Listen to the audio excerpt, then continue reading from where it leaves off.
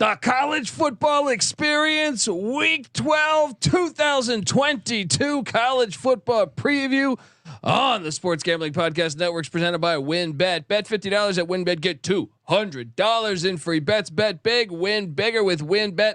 Head over to sportsgamblingpodcast.com/WynnBET. That's sportsgamblingpodcast.com/WynnBET. That's WYNNBET to claim your free bets today. We're also brought to you by IPVanish. Yes, IPVanish is the official VPN of SGPN, and they're offering 70% off if you go to IPVanish.com/SGP. Once again, that is IPVanish.com/SGP. We're also brought to you by SGPN Discord. Yes, make sure to check out our new Discord server, the perfect place to interact and sweat out bets with the entire SGPN crew. Just go to sportsgamblingpodcast.com/Discord. This is Brian Bosworth, aka The Boz, and you're listening to SGPN. Let it ride, brother. Peace out. Boz out.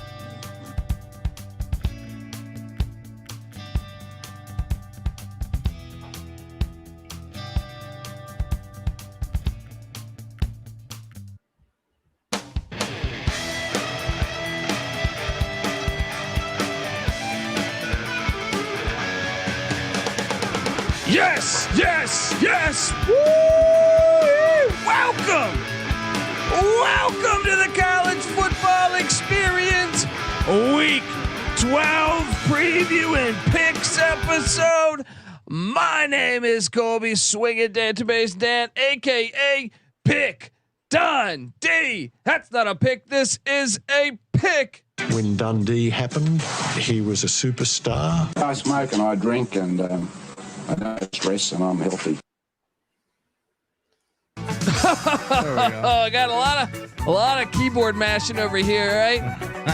Feel like I'm friggin' Jay Dilla. Rest in peace. I am joined by my co-host. Give it up for former JMU Duke defensive back, the burrito eating, sideline kiss stealing, wheeling and dealing, Patty C in the place to be. Hi, well.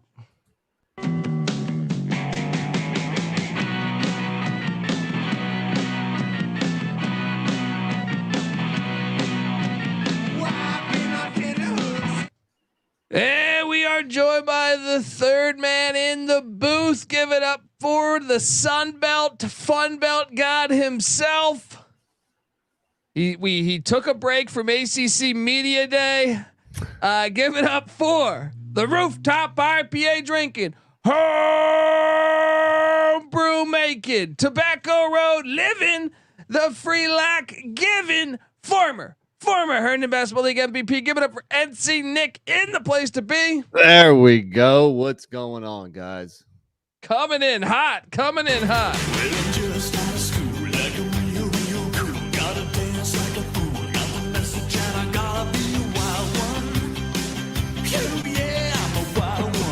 What is that song from? It is from the great Crocodile Dundee #2. All right. Doesn't matter what it's from. Yeah. It's a heater. It is a heater. All right. This is one that, look, I understand after Stranger Things, a bunch of these 80s hits are coming back. I would ask the youth to dig a little deeper because there's a wild one out there that just needs to get some love. I mean, there's a few. I mean, how about we could dive into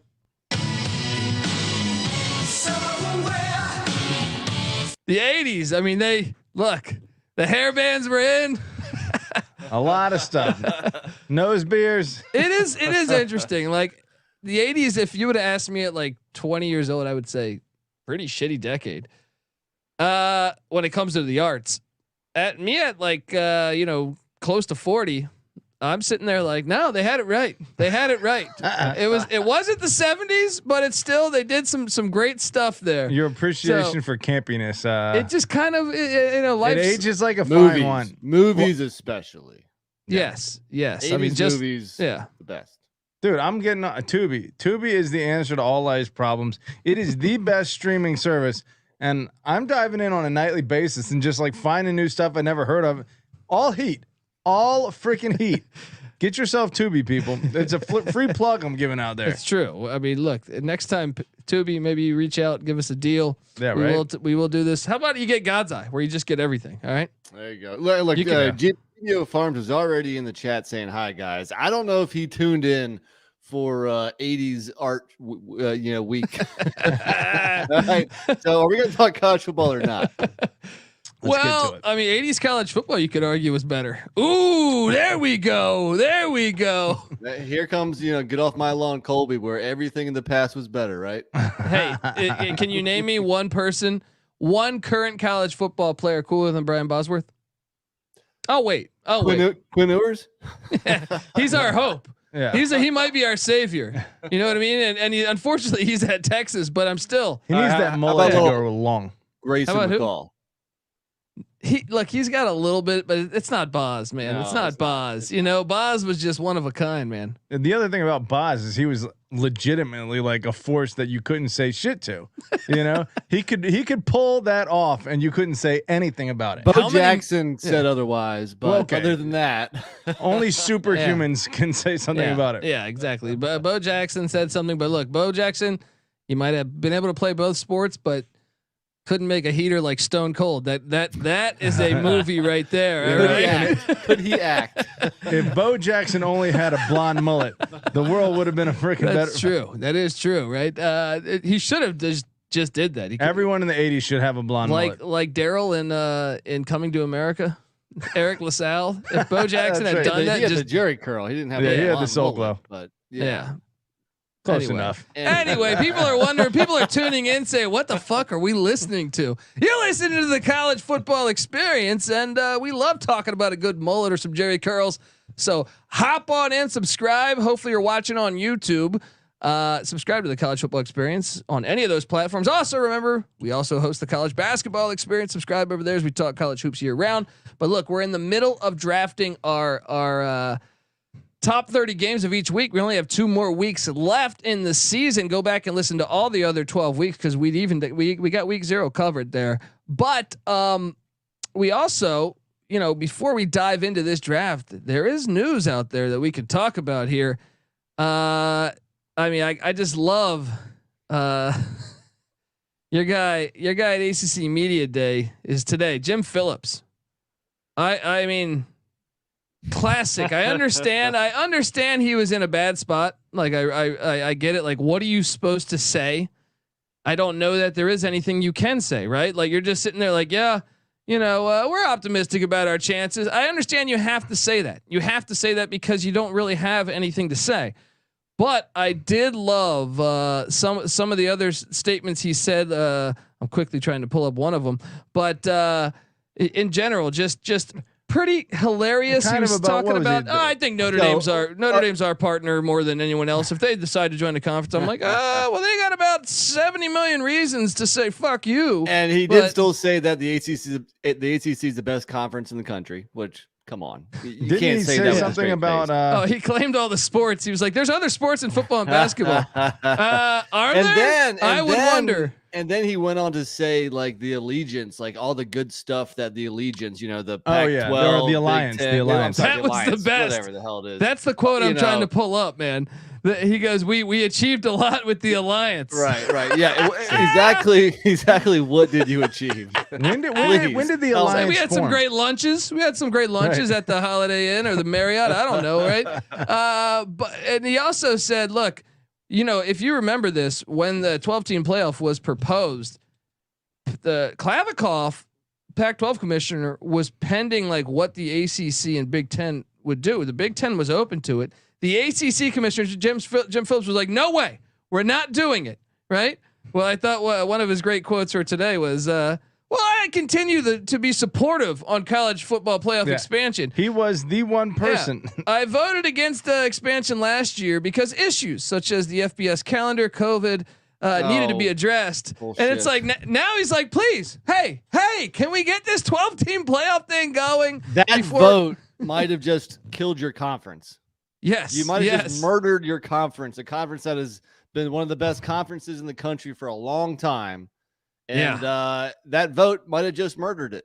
I'm still a Thank little you. confused what his reasoning for not supporting a playoff last year was. No, because college football, especially people like him. See, I do think some of these other conferences with Kevin Warren and stuff, and even Klavikov. I know it was late, but I think by getting someone that is outside from the entertainment world as your commissioner, Phillips is not that. Phillips is a former like athletic director and stuff like that, where it's like he's change is so slow there. Well, here's why I think it is. I think because the ACC was getting a team in the playoffs every year.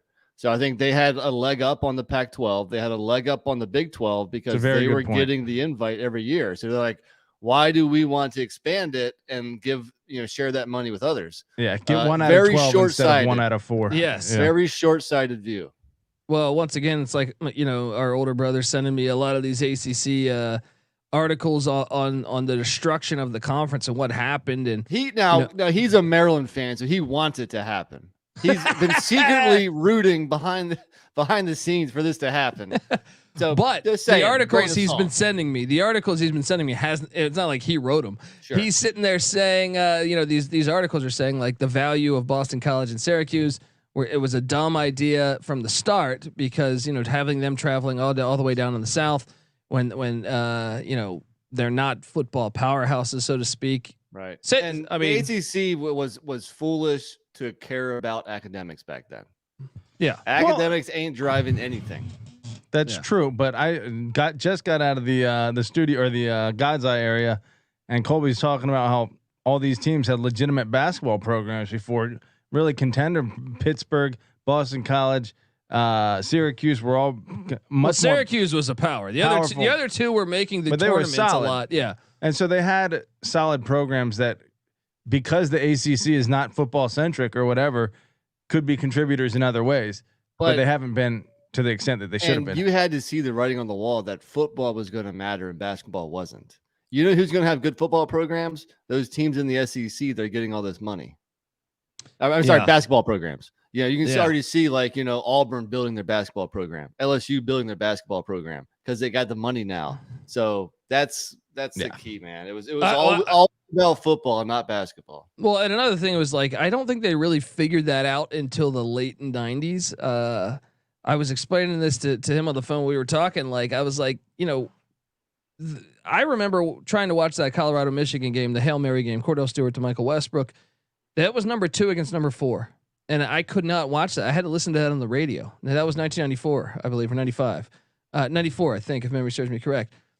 There was no pay-per-view then. A couple years later that came out, and you were forced to watch regional college football, which I think they didn't realize the ratings. Like, people did not want to watch Maryland against Wake Forest. You know what I mean? Well, they wanted to watch the top matchups. Remember, we would buy that day pass sometimes so we could watch all the games. Yeah, so back in the mid 90s, you'd have to buy a day like pay-per-view pass. I think late 90s. Was it through ESPN or was it through? I think it was through ESPN, right? Yeah, but you had to call like a 1-800 number. It was like it was wild. 1-800 pick Dundee. Yeah, 1-800 pick Dundee. Essentially, the youngsters these days don't know how good they got it. Where you can turn on, you can basically watch almost any game if you have ESPN3.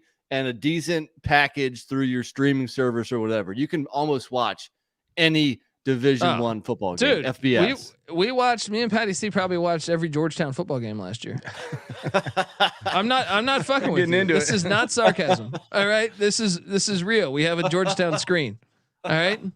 Wow. Trying to get the Hoyas to invest. Trying to get the Hoyas to. We're getting them that. The ESPN's pulling their numbers, and they're like 4 people watched Georgetown games this past year, right? Who are these people in LA? Yeah, what the hell? Are they affiliated with the program? Other news happened. By the way, Dave Clawson. I want to just throw this nugget out there. He was at ACC Media Day saying that first off, they're fully invested in football at Wake Forest. You'd be a fool to think otherwise. And then he said he was glad to tout, Nick, that they are the second most winningest team in the ACC over the past 5 years. Yeah, and he also mentioned that the real travesty with the is it the 3-3-5 scheduling? Is that what it's called? Mm-hmm. Something like that. Is that they don't have the NC State game annually, which I think they've won like 4 in a row or something. Yeah, they got rid of that. We had Kirby Smart. Shout out to Kirby Smart because he must have been listening to the College Football Experience preview of the Georgia Bulldogs and the Florida Gators, because he said, "Move the game out of Jacksonville. I want the games on campus." Wow. Yes. Wow. Yes. Now, if only he had the courage to say that for that fucking opener against Oregon. All right. That NFL corporate grab nonsense. He wants the game that's being played in Florida every year against Florida to be moved. But you're right. He doesn't want the game being played in Georgia against Oregon to move. Yes. We've been to that game. It's 50-50. I mean, yeah. It's technically, is it in Florida? Yeah, but they sell half the tickets to Florida fans, half to Georgia. It's a pretty even split. There's a rule. Psychologically, you're still in someone else's state. There's a rule that you cannot bring recruits to neutral site games. So that was his logic. Okay. So, oh yeah, Probably they need more help weekend. recruiting. He's Yeah. not getting enough Yeah, recruits it's now. also, what is it? Anus? I knew that was coming. I like to say it as Anus. Anus Smith. Aeneas, I know, Aeneas. I know, but damn it looks great. He was supposed to speak at SEC Media Day. He is probably the best offensive player for the Aggies of Texas A&M. He was arrested, a little drunk driving. Also had a weapon. He's I don't definitely know if it feeling was- like an Hey, anus right self-defense. Who in Yeah. Texas doesn't have a weapon? That's true. now. Touche. That's true. Touche. When me and Nick went to a Texas football game, I flew into the Austin airport and I felt like I was flying into Russia because they interrogated me for like 15 minutes of like, what am I doing here in the state of Texas? I'm like, what is going on here? I'm trying to get drunk. I'm trying to get fucked up, watch a football game. What's going on? They It, get too it many. must it must be profiling because my wife and I flew in. They didn't ask us anything. To be fair, I was on my flight, and I'm not on my flight was the Dog Pound, Snoop Dogg's crew. The Dog Pound was on my flight, so perhaps they thought You're the one white guy with any cred. maybe I was the token? the The Vanilla mule. Ice. The mule. Oh man. So maybe they had something going there. I don't know, but either way, that what do you think? Suspended first half of the Sam Houston State game. Yeah. Yeah. Probably I love how he was picked as their captain to talk on media day. one night before. Look, I get it. We all make mistakes. But at the same time, it's even more hilarious that like you're this would be the time to not go out and drink, right? The spotlight is Go ahead, completely on you. Completely on you. Biggest spotlight. Should have done this last week. Yeah. All right. Exactly. And they're scheduled to open up the year. Sam Houston, then App. I think he's going to be there again. Versus App. He's definitely going to be there versus Miami week 3. So, if anything, first off, he is their best offensive player. I don't think there's a doubt about it. He kind of was like a wide receiver, running back hybrid. Had a really good season last year. Was actually even 2 years ago he was starting to emerge. But he's going to be back. I don't think it's that big of a deal. We also have the chat going. Joe Hackney saying these Michigan State haters on Twitter giving you shit. No one touches Dundee. That's right. They're delusional. I rest my case on the fact. Find me that I went through 5 years of data, 10 years of data. Actually, I don't even have. I didn't write all this down, but having the 111th worst defense in the nation and the 130th worst defense in the nation, I couldn't find one team that had 130th worst pass defense. Yeah, pass defense. I'm sorry. That had a double-digit win season. I found. And you know what? Yeah, And I went back and listened to y'all's Michigan State preview pod. I thought you guys were very fair. And he doesn't have to agree with you. Like, you don't have to say, he can just say, I disagree. Yeah. It's like, come on, like, you were on Sparty last year. You're not this year. But nothing's the saying logic. yes. the You had very Yeah. sound logic, and I think his point of view was a bit more biased than yours, just a hair. It's like, dude, okay, like, you don't like what he's saying. It's not. Could it happen? Sure. Maybe it won't happen. Maybe he's right. But Yeah. Well, if I'll you take our don't track have record haters- over the long haul over Joe Schmo Sparty fan. Yeah, and it was great because like the only thing I could find was 8-4 Louisville from 2019, I believe, that had the 100th best defense. That was the only Power 5 I could find with a winning record. I believe last 5. Actually, OK State 1 year, but they only had 8 or 9 wins that year too. So I couldn't find a double-digit win team that placed that far back defensively in the Power Five. There was what did Wake Forest do last year? They were. I mean, I don't know. They weren't in that chart though. Yeah. They that defense, they had to be close. Yeah. So also shout out to Joe Hackney. He goes, streaming lets us watch Maine versus Rhode Island. FCS football is fantastic. Hell yeah. And I'm going to play an FCS game later if these clowns don't, because I was at the Black Bear Stadium like 3 weeks ago. Okay. I was doing a 3-point stance at the 50-yard line. Mike Buck 2.0. All right. Shout out to Isaac Walker in the chat. It says, talk about Fresno State. Well, maybe they'll be in the Pac-12. All right. But how about this? Mountain West Media Day was today, and I did see a report from their president or whatever the fuck you want to say, commissioner, saying that 8 teams have contacted him about perhaps joining the Mountain West. I would assume 2 of those are Washington State and Oregon State. The other 6, I'm assuming they're very good FCS teams that are very kind of in that vicinity. Maybe in North Dakota State, maybe in South Dakota State, maybe a Montana, maybe a Montana State, maybe an Eastern Washington, maybe a Weber State, maybe even a Northern Arizona. I don't know. Could be. Now, this is based on the speculation that the Big 12, who has said they're staying aggressive, it's eat or be eaten kind of is what their stance is. And they're trying to eat when that would presumably be the Pac-12 South. I know they were just in negotiations for like a little partnership that has fallen apart. Apparently, I think the news could come out tomorrow, could come out next year, but I do think I wouldn't be surprised if. Do we have any sources? Sources? I love sources. Yes. I'm going to go ahead and say pick one Dundee. Pick Dundee. This guy in the land down under. GBO Farms. Oh, what's up? I was about to bring that up. I had no idea Nick DiPaolo went to Maine, but he is a very good comedian. I like some Nick DiPaolo. Hell yeah, man! I met Nick DiPaolo, great guy. Really? I met him and Artie Lang, man. And Artie Lang. Sweet. Very, very kind to me. Very kind to me. So shout out to those guys. And let's hop into this. Well, I guess. Wait, do I have any other notes on this? No. We're good. Let's roll. All right. So I will have the first pick this draft.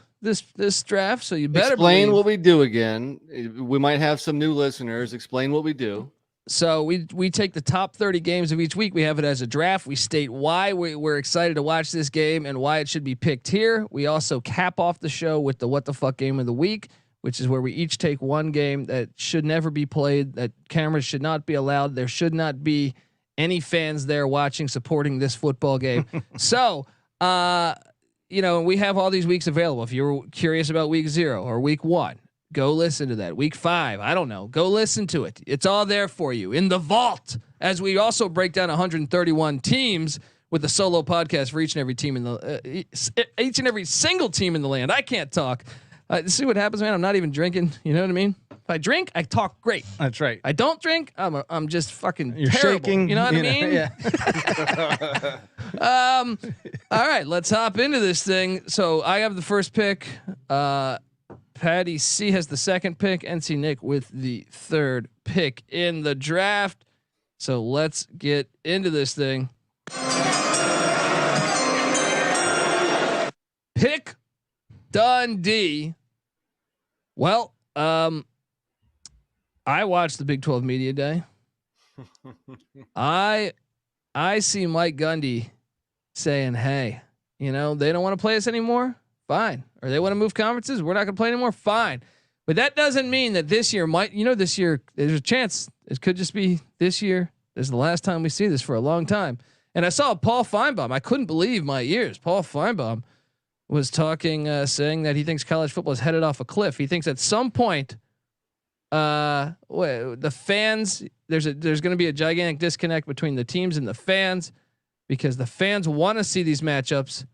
And he thinks that much like our politicians, that the school presidents and administration will be hated and despised, just like our politicians currently. So I think he might have a point. And I think the Oklahoma fans, I think Oklahoma State fans are going to want to see this game forever. So I sign me up for this one. Bedlam in Norman this year. See if Mike Gundy. There's a target on Oklahoma. There's a target on Texas. It's funny when I listen to all these. I try to go out and listen to other podcasts talking games and stuff, and I feel like people forget about the target factor. The target factor. Look, since they announced they were going, they both kind of teams came at them. They didn't represent the conference in the Big 12 championship. So getting everyone's best shot. Yes, takes its toll. I love this game. Oklahoma State at Oklahoma is my top play of the week. Let me ask you this, Cole. Yeah, you say that the fans will get sick of the administration and act like, and not so much the players, they have no control over it. The coaches, not so much either, but the administration for not having these regional games that they love and these rivalries being played. Whose fan base is going to hate their administration more, Oklahoma State or Oklahoma? Because I feel like Oklahoma State's administration isn't the one making the decision. Exactly. It's more Oklahoma's. That's true. And then I wonder if Oklahoma fans are going to care that they're not playing Oklahoma State, or they're going to be happy that they just. I think they'll still care. I mean, yes, you still have the Texas game, but I still think you want to be able to talk shit. Like when they go to work and your guy in your cubicle next to you went to state. Yeah, he's saying you cowards won't play us. You know, there is a little bit for of sure. Now, especially if they're like 7-5 in the SEC. Yeah, that's true. I mean, A&M Texas is a pretty good example of that. Now it's a different situation because A&M had joined a better conference, but I think A&M was able to talk a lot of shit to Texas and say, "Hey, you guys are scared to play us." Which I don't know. Maybe they were both like ducking each other. How is that working out? But Oklahoma will clearly be the one ducking Oklahoma State, right? Yeah, definitely. I would assume. I mean, we still haven't seen it shake out, but I think what made college football great, and still to a degree, but we're losing a little bit, is that like good-natured ribbing, between two guys in the same office who are good friends, but they went to different schools. Like you can go to like a college football game. Like I remember when we went to ECU and like the Virginia Tech fans were walking by and we're just like all booing them. But it was fun. It was like everybody was like, everyone was happy at the same time. It wasn't like NFL games where there's fights everywhere and everything. You just have drunk assholes who are just angry in the world. For some reason, college had that kind of thing. And I'm not sure if I'm saying it right. I'm not sure if I'm being very eloquent here, but you're right about that. You do lose a lot of that. And it was after that 6th beer that I punched that guy in the face. All right. When I chugged that 6th beer, then I punched that guy in the face. Well, but have you ever seen a college game punch compared to an NFL game? It's totally different. Yeah. You're right. It really it's is. Someone from an entirely different part of the country that you're going to see one time. You're talking shit. It's not your next door neighbor. It's not your brother. It's not your cousin. It's. Well, especially like I'd say NBA, college, the NFL is turning more towards the NBA crowd like that. Like when the last couple NFL games I went to, at least, granted they were out here in California, but it just seemed like it's like an Instagram show. It's like just corporate America everywhere. You know what I mean? So like, yeah, I know there's I did go to Green Bay. Went to Lambeau Field recently. That was awesome. That still kind of has a little bit of that college vibe. But the interaction between fans is different. 100%. 100%. It's more like I don't know. It's just different. And most people, I imagine, who are listening, they've been to a college game and they've been to an NFL game, and you can feel it. Even when you're talking shit, you can feel it.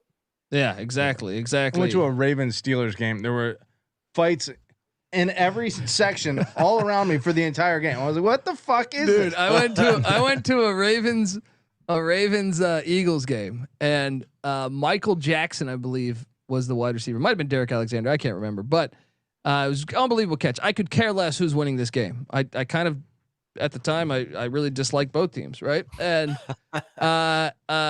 great, just an unbelievable one-hand catch. And I'm sitting in like a section completely. This is in Baltimore, but all Eagles section, and it was a great catch. And I'm sitting there like, what a catch! And these Eagle fans start saying what a catch my mom was, right? And going into it and calling me like I can't even say the other words, right? And I'm sitting there, I turn back to them and I'm ready to talk shit. And then I realized it was like a good group of about 30 of them. So I'm like just sitting there like, yep. I mean, it's pretty hilarious too, but it's like, did you have to take it to that level? But I don't know. I guess I wasn't even wearing Ravens gear. I just said it's a great catch. And if I was the Eagles fan, I'd be like, I'll be like, you know what? You're right. That was a hell of a catch. Admit it. It's okay. But I guess and then you punch me in the face. All right. You agree. Then you punch me in the face. All right. Will there be any stakes in this game, Oklahoma State? Damn straight, it could be. Sure. Certainly. One There'll team be getting booted. either way, there'll be steaks on the grill afterwards, right? Come on. I don't know what the fuck I'm talking about. Patty C, you're on the clock, my friend. I'm taking Well, you. we didn't even talk about this game though. Yeah, How about last year? This was an awesome game last year. Awesome game a lot of years, but Yeah. Oklahoma State always finds a way to lose. The missed extra point year was absolutely. Remember Oklahoma State like battles back to tie it up, and you're thinking, "Oh, this game's gonna go to overtime," and they missed the extra point. Yeah, these games are always fun. I had this number. I had this number one as well. I mean, yeah, the overall series is 90, 19, and 7 in Oklahoma's favor, and they've won 8 out of the last 10. But you're right. Cowboys won last year, and I think they might have the better team this year, especially with the turnover in Norman. So I had this number one also. Yeah, great game. Sometimes maybe good, sometimes maybe shit.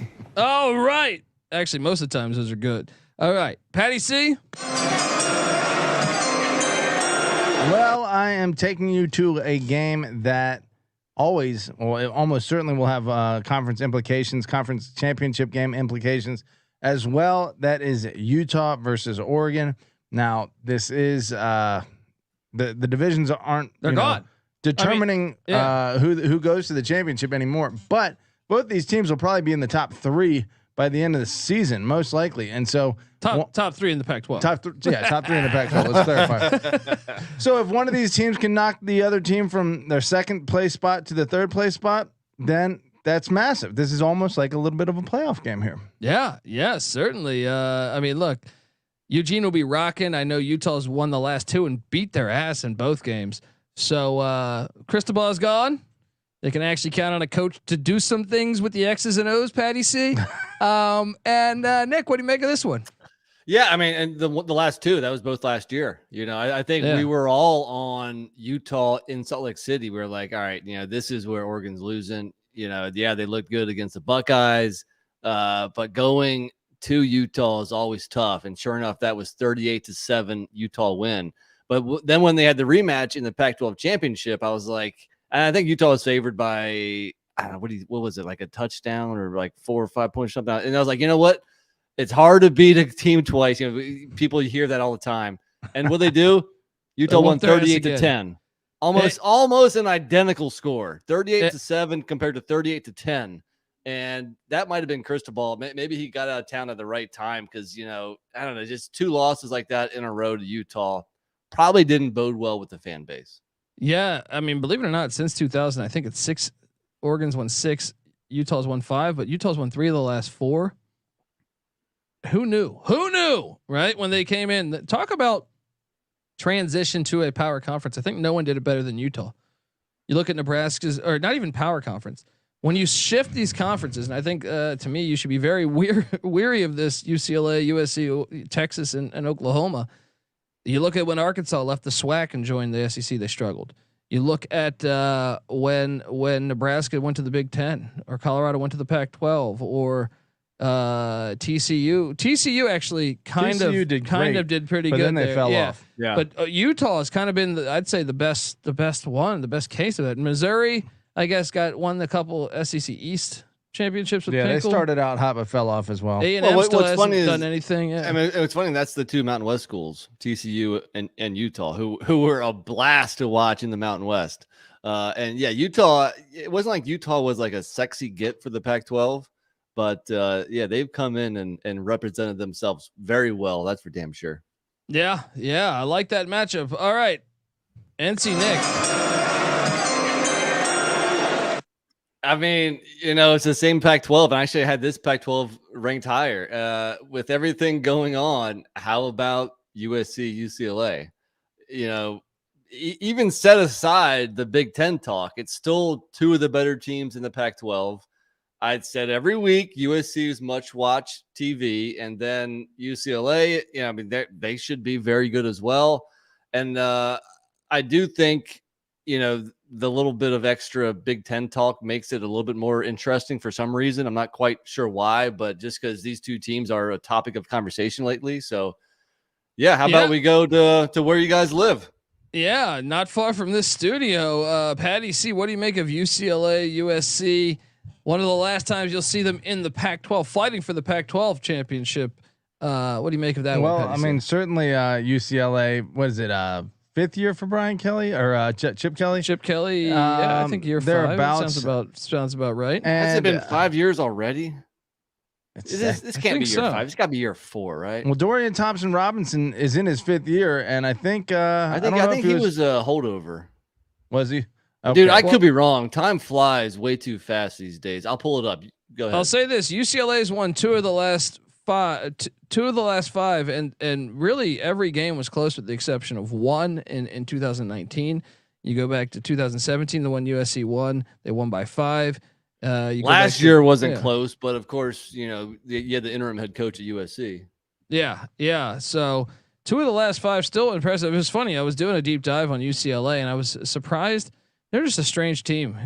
Back to the year of like 2000, they had a win. They have a winning record, or I think since '97, a winning record against A&M, Texas. They're 4-1 against Texas since 1997, right? 2-1 against Tennessee, 2-1 against Nebraska, 2-0 against Alabama, 1-1 versus Ohio State, 1-0 versus Michigan, 1-0 versus LSU. But at the same time, they're 2-4 against Fresno State. They're 0-2 against Cincinnati. 1-1 against Memphis. You figure them out. They're the strangest team. By the way, this is year 5 for Chip Kelly. So Patty nailed it. You know, everybody thought it was going to be a better hire, I guess, than what it's turned out to be. I mean, I still he think had a he good has year last year. I was going to say, but it was kind of disappointing as well. I mean, it could have been better. Well, They Zach shouldn't have lost to Charbonnet back. Fresno. Yeah. They had that game won too. I mean, that was kind of just a crazy. I remember telling Patty C this because I think you were you heading home, or where were you, at a wedding Yeah, or something? I missed that somehow. But that game was wild. I mean, Jake Haener got the ball back and went like 85 yards in like a minute and 5 seconds. They were Fresno was kind of losing that game for a while there. But I mean, it was a Well, I mean, dogfight. But Did they pass the eye test though? I mean, they lost, got beat by 20 at Utah. Again, Utah's a hard place to win. But you know, how about the 20-point loss at home to Arizona State? yeah, that's true. But they did certain games. Obviously, they whooped LSU had 10 players drafted. They put went it 8-4. on LSU. 8-4 is not shabby at all. But I guess people thought we're expecting a little bit more of Chip Kelly. But finally, last year, solid year, and I think that's going to be more of the same this year.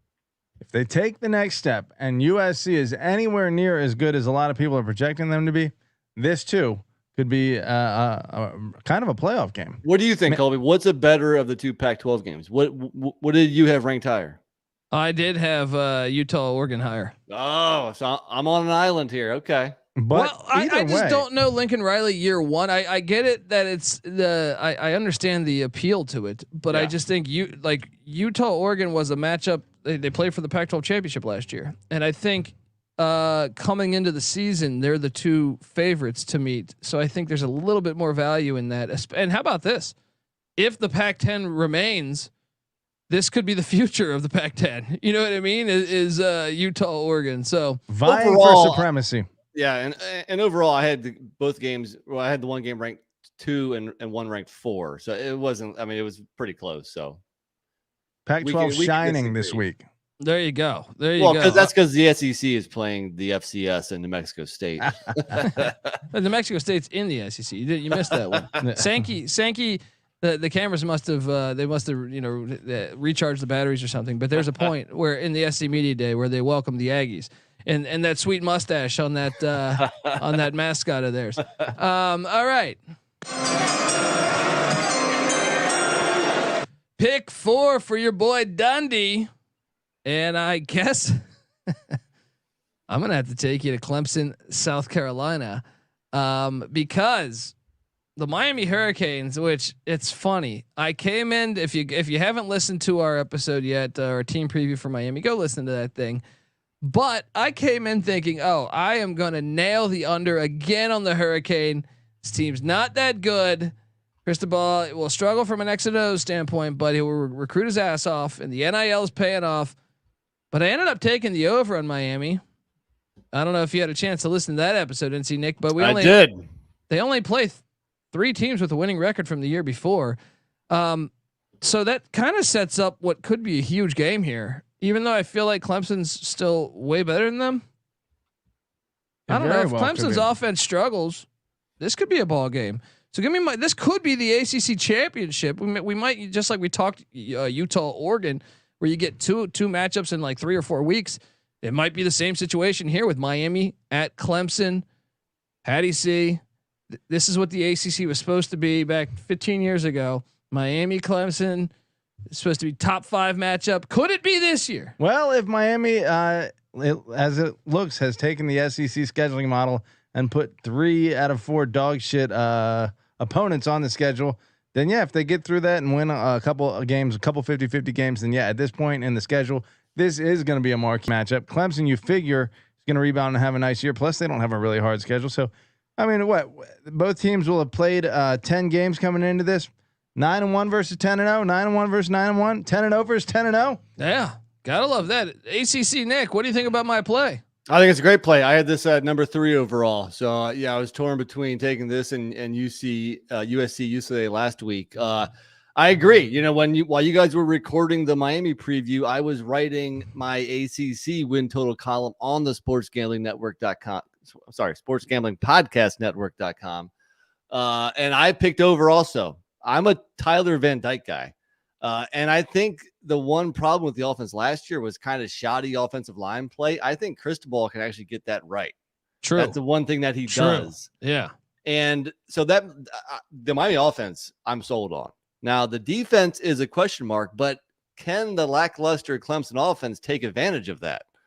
Yeah. I don't know. That's a good point. I think this is going to be a very good game, even if the last 3 matchups, I mean, they don't play, you know, it's cross divisionals. They don't play every year. So in the last 3 matchups, Miami's had a different head coach each time.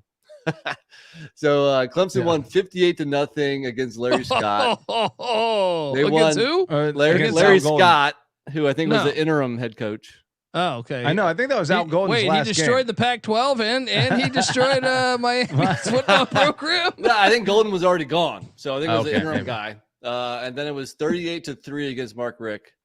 And Oh, then man. 42-17 against Manny Diaz. So Clemson's obviously Maybe I owned shouldn't it. have played this game.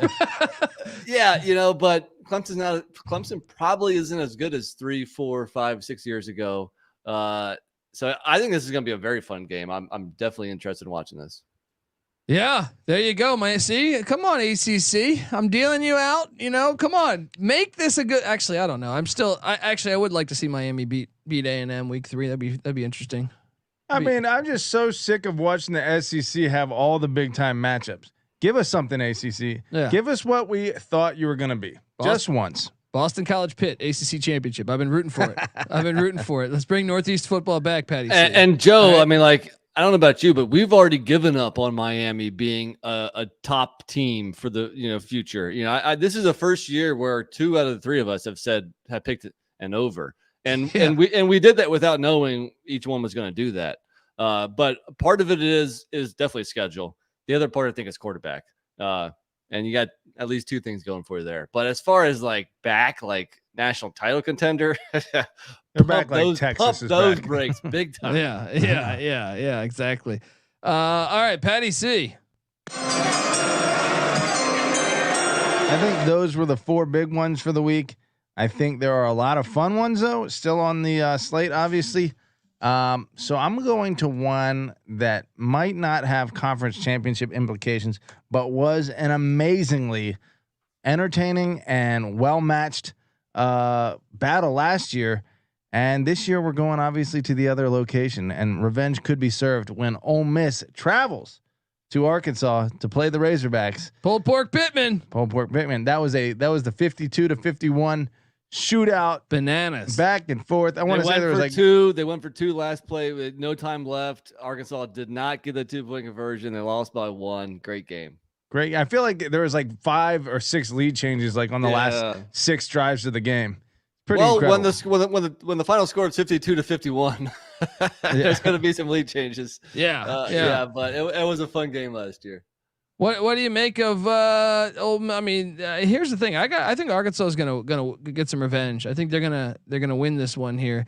Historically, this is a rivalry. They first met in 1908. 1908, people. So we do like to see this. But believe it or not, Ole Miss has won 3 of the past 5. They have been some ball games though, going back 5 matchups ago. 38-37. Even dude, go back the past 8 matchups. 53-52 in overtime in 2015. 34-30 in 2016. 38-37 in 2017. Jeez. 37-33 in 2018. Then you had a blowout in 2019, 31-17 by these game standards. All right, 2 Then touchdowns. 33-21, and then last year 52-51. I mean, these games are fucking bananas. These might be the best games all year for college football. What the hell? This is the national Super championship, entertaining. right? I mean, don't make me say it. I'm gonna drop it. I'm gonna keep the streak going. Border battle. There we go.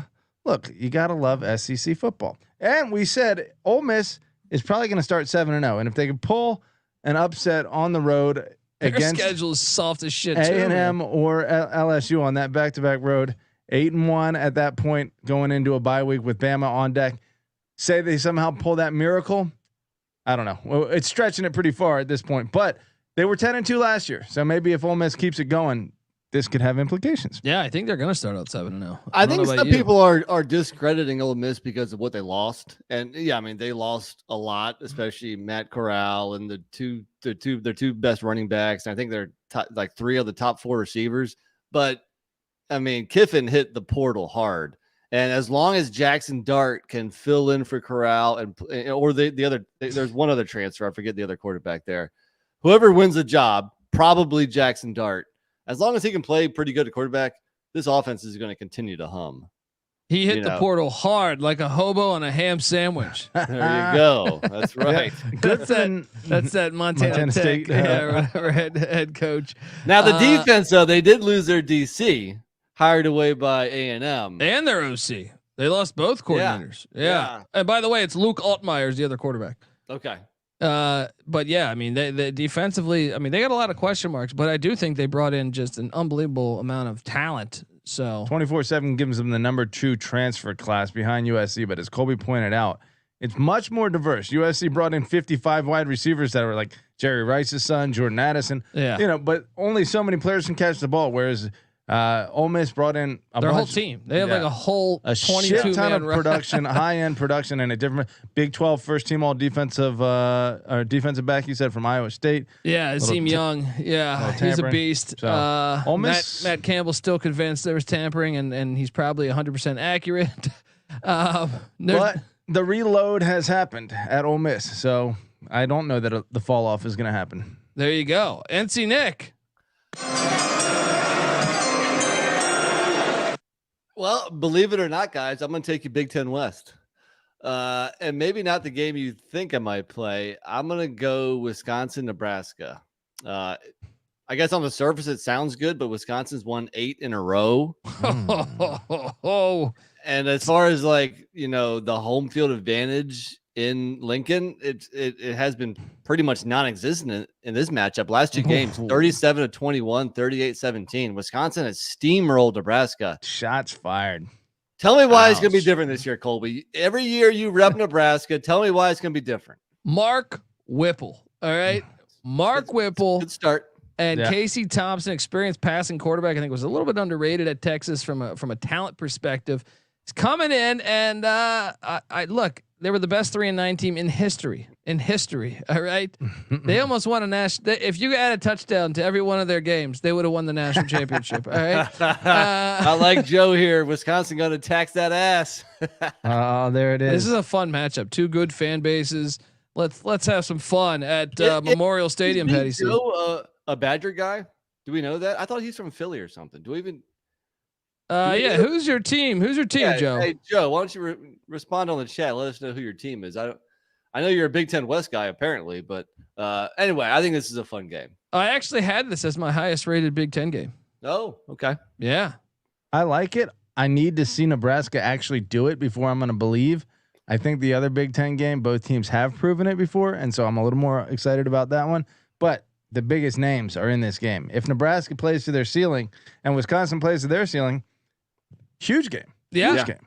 Yep. All right. Well, here we go. I want to play this. I know, I told. Well, wait, hang on. Let me.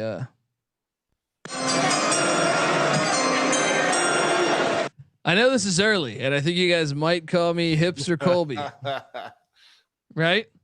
Is this your FCS play? The brawl of the fucking wild. Montana State. This is college football. And look, and I would challenge especially in the current state of college football that's getting rid of all these rivalries. All right. Do yourself a favor. Support the FCS for just one weekend. Find yourself with the game. And I highly recommend, if I had to make a list, there'd be South Dakota State at North Dakota State, or North Dakota State at South Dakota State, whatever. And Montana State as the best games to watch. I think you can make a case. This is the second best game of the week. By me playing it here, you're going to call me hipster. All right. But give me Montana at Montana State, the brawl of the wild, as it's called. Patty C, I'm going to go to you first, because Nick's going to try to shit on me on this.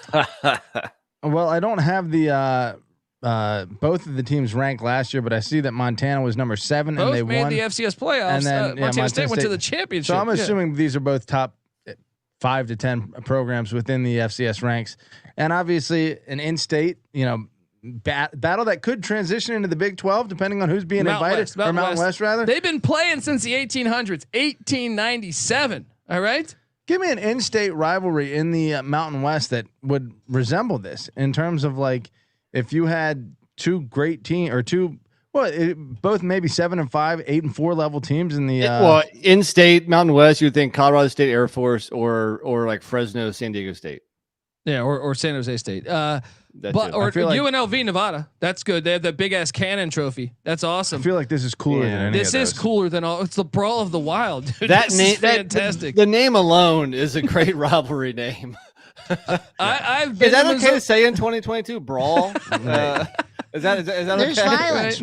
Yeah. Look, I've been to Missoula for a football game. I went to Eastern Washington playing at Montana, which was a fucking great game. I put it up there with my best college football experiences in general. And this obviously, Montana's been at certain points dominated this rivalry. Well, recently Montana State's won 4 of the last 5.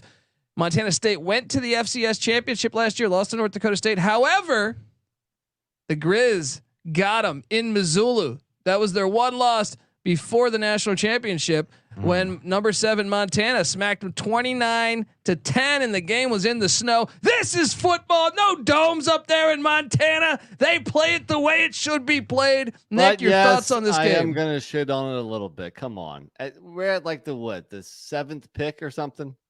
We're top 10 for the week. I said you can make a case. This is number 2. Get out of here. Now you are being Mr. Hipster. If you do yourself a favor, Go look. And you used to be like this with App State when they were in the FCS. You were saying I wouldn't have played them top 10. Come on, like if you pick this in like the late teens or something. Well, that's because cool pick. That's because App State doesn't have a good rivalry as good as this. This is, to me, as almost as good as what college football rivalry there is. The Brawl of the Wild. It's been going on since the 1800s. Shout out to anyone that knows what this is. Do yourself a favor on this Saturday. I'm telling you. On God's eye, this is going to be on your big screen. Depends on the timing. If it's like I said, if it's on the same time as Bedlam, I'll put Bedlam. But it will definitely be on a TV. It'll definitely be on one of the TVs. I'll say this: this is probably the only game left on the slate where both teams are projected to go to the playoffs. Oh, there we go. Nick, I mean, come on, you gotta love the Brawl of the Wild, man. I'm just hating. Look, you've tuned into more FCS than me. Chances are I'm probably not going to watch a minute of it. This is the year I would ask the audience to make a point and do this, because we've seen money ruining college football at a really unbelievable level the past 2 years. Do yourself a favor. Go local. Go check this game out. Shop local, guys. Yeah, there you go. Don't go to Walmart, okay? Walmart's the SEC. Yeah. There's a lot of Walmarts in SEC country. That's true. And especially if the Big Ten grabs Oregon, because they're just like Walmart. They got little kids making Nike shoes all the time, right? Jumping this off game might be harder to find on TV. It might be more expensive if you need ESPN3, but shop local, right? Well, Shop yeah, you're a local. hipster. You'll pay the extra. Yeah, you know, exactly. to have the Do you local. want to grown- drink a local Imperial IPA or do you want to drink Busch Light? Hey, I have you know that Montana State had 2 players drafted this year. Texas 0. Woo! There we Shots go. fired. All right, what's big time football? All right, horns down. All right, let's go. Patty C, it goes to you. All right. Well, I'll take us to. It's interesting because there's clearly an SEC game that could have massive implications, but I think the better game is in the Big Ten. I am going to Minneapolis, where the Minnesota Golden Gophers will be hosting the Iowa Hawkeyes in what could be for a spot in the Big Ten West title game, or I guess the Big Ten title game. Yeah. So Row the boat. Row the boat. Row the boat. I like both of these teams.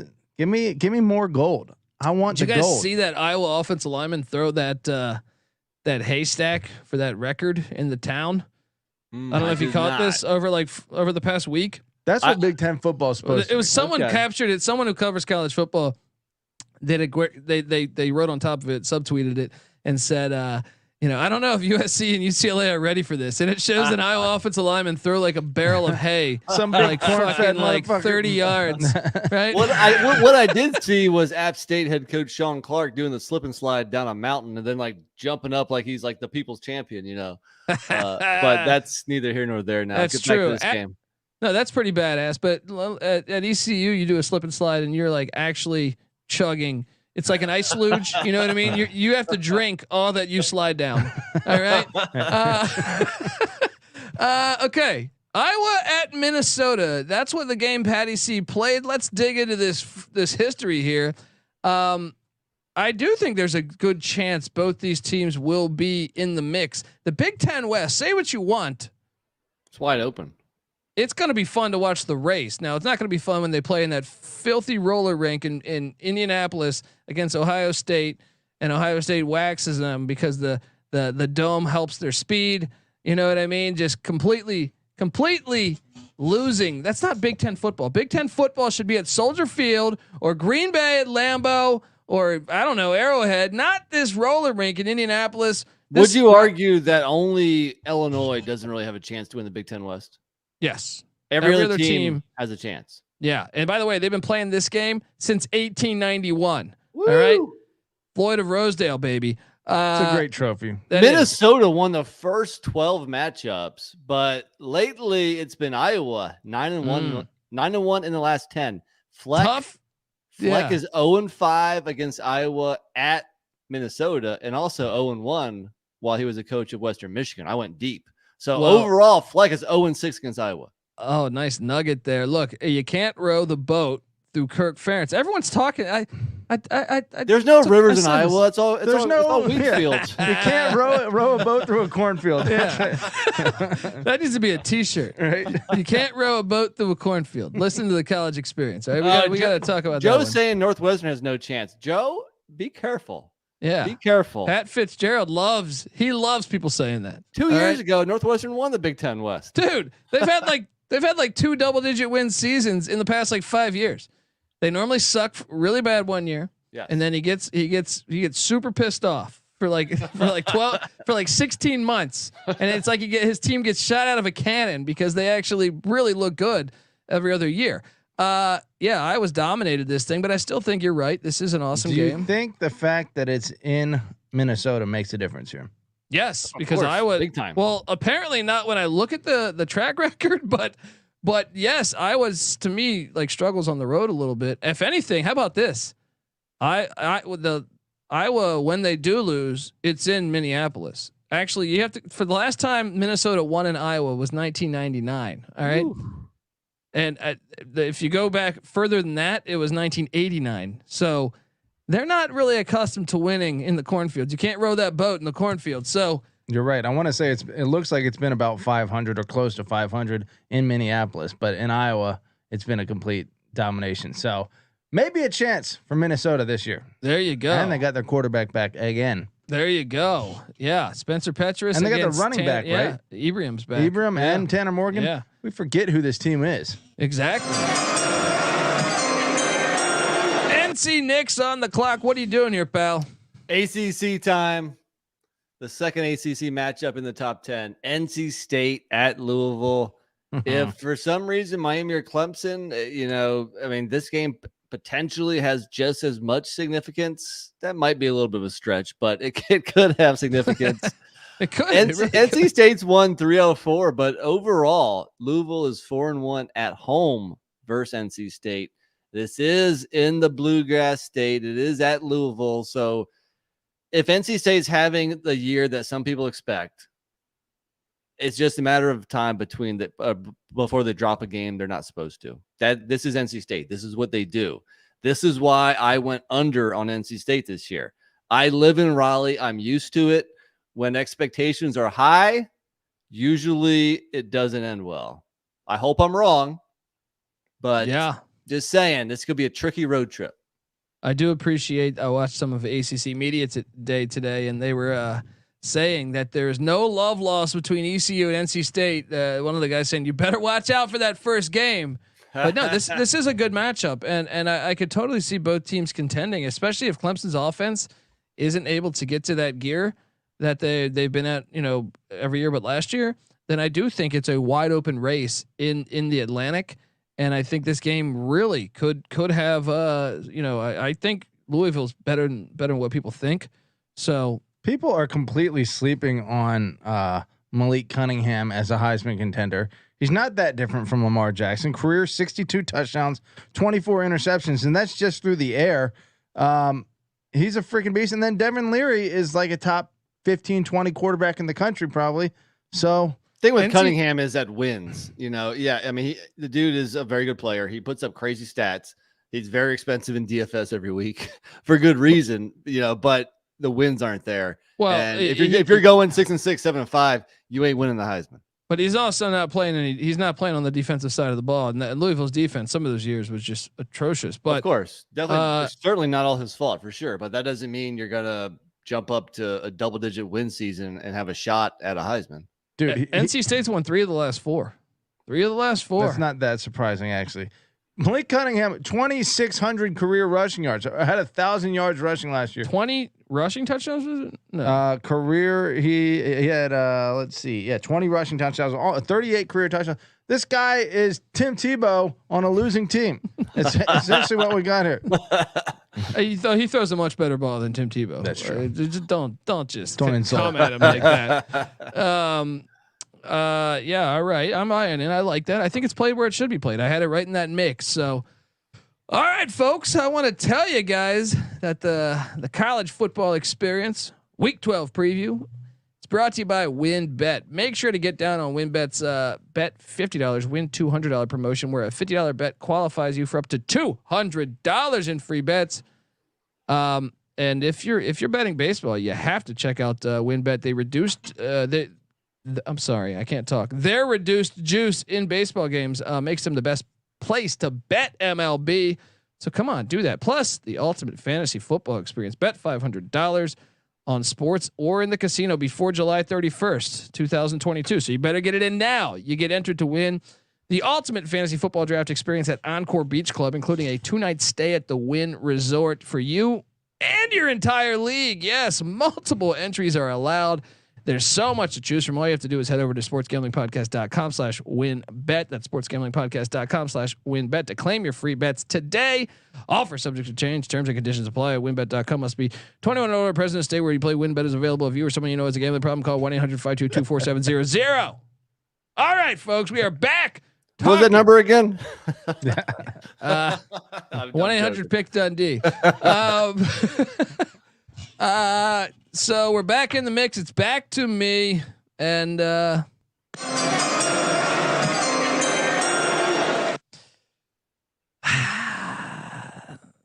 tempted to do one here that I'm not, but I will take you to, I guess. No. Okay, I guess I'll buy into this Kentucky hype. The Georgia Bulldogs, they don't have many tough games on that schedule that we circle and say, I mean, everyone in the media is saying Kentucky's the best team since the 72 Dolphins, but I'm not buying in that much. I think Georgia still might wax them.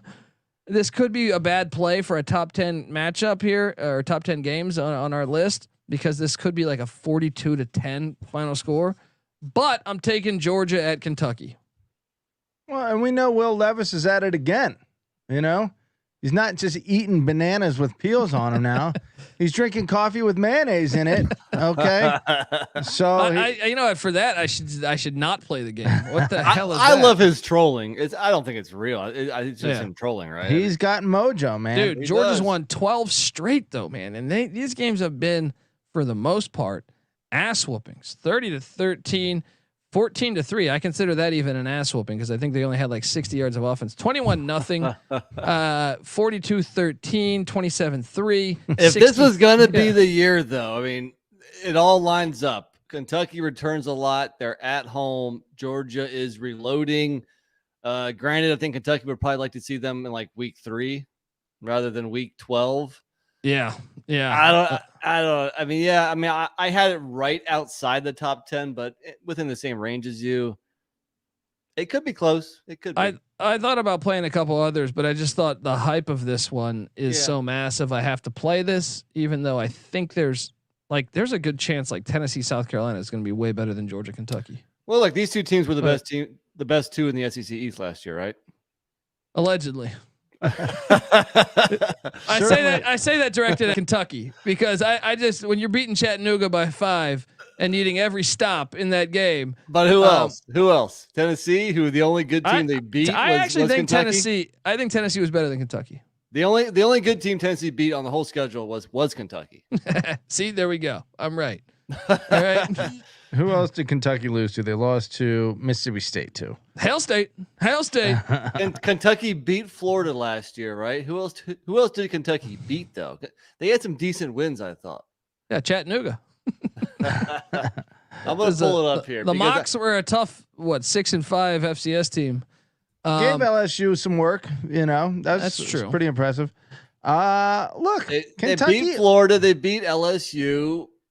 They beat Iowa in the bowl game. Even that though, I was winning that thing like the whole game, and then they needed every minute for A that. win is a win. No, and Iowa they got was the a good dub. team. They got the dub, but I'm saying like, Well, they're not Georgia. They're still Kentucky, but 10-3. And this is what I mean. Recent history. This is the second time they've won 10 games in the last 3 full seasons that they played. Mark Stoops is doing shit. he is a legend with that contract. 10-3, 8-5, 10-3. He's in the their Bobby last. Bonilla of college football, right? With that contract. Oh yeah, what is that? It's like he gets like an extra $1 million to get to 7 I feel wins? like, yeah. So it's like, let me schedule nobody. Well, 5 And out of then the last boom. 6 years, he's made an extra $1 million. So Boom, good for him. killing it. All right. Well, Is there an upset potential there? Did you guys think? now Not really.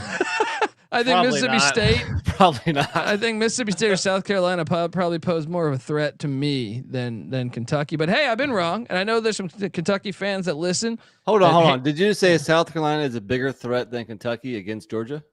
I think so. Those are all the away games for Georgia this year. Let me throw a little nugget at you that you won't Why believe. is South Carolina tougher than Kentucky?